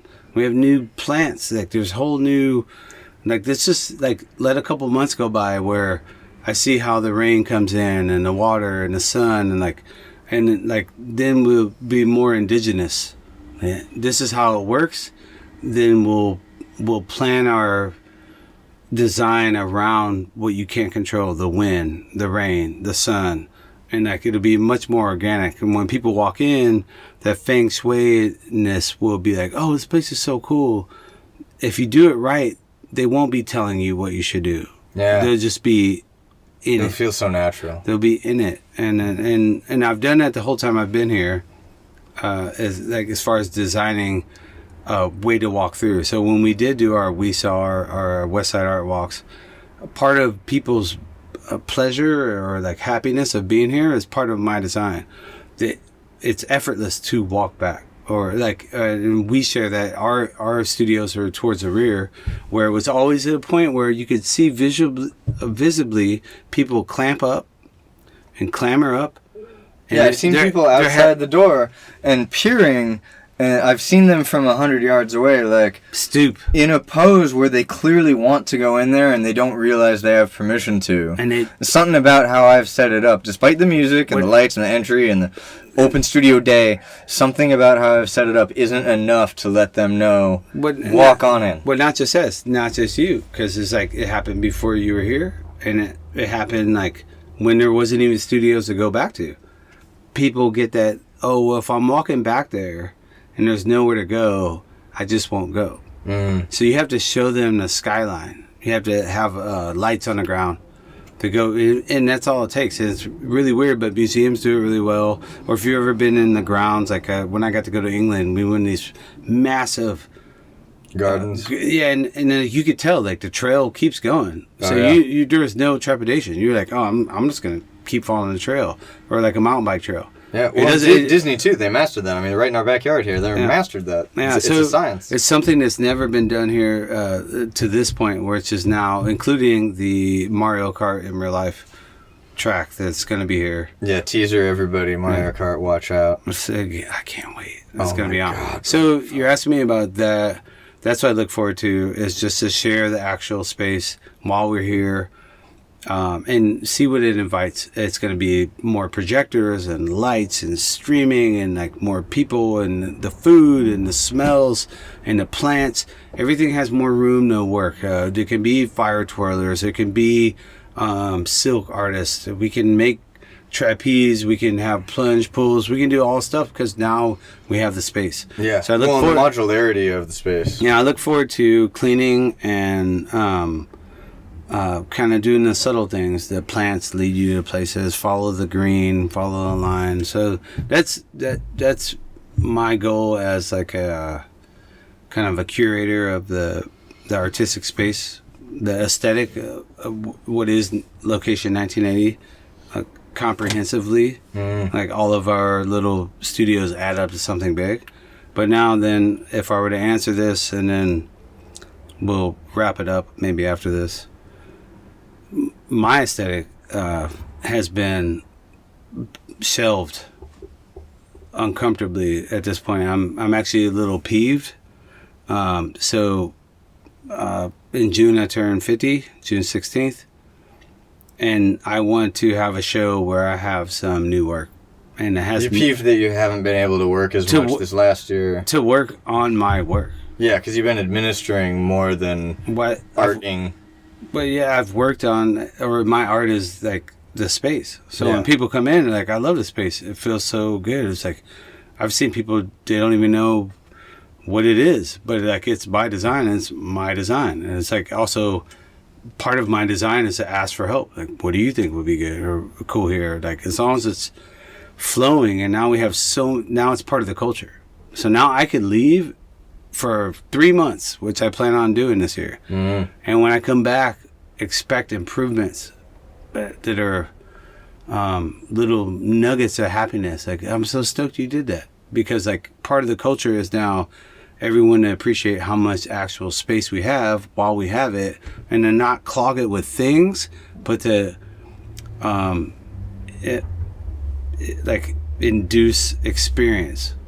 You know, like it doesn't have to be permanent. It doesn't have to be like a iron weather main that could like maim you if it falls off the roof. It could be like a digital installation. It's only there for a week, but because we have the space, you feel free to do it, and then it could be gone. You know, and so like my thing is I want to have the space operate separate from me, and then now.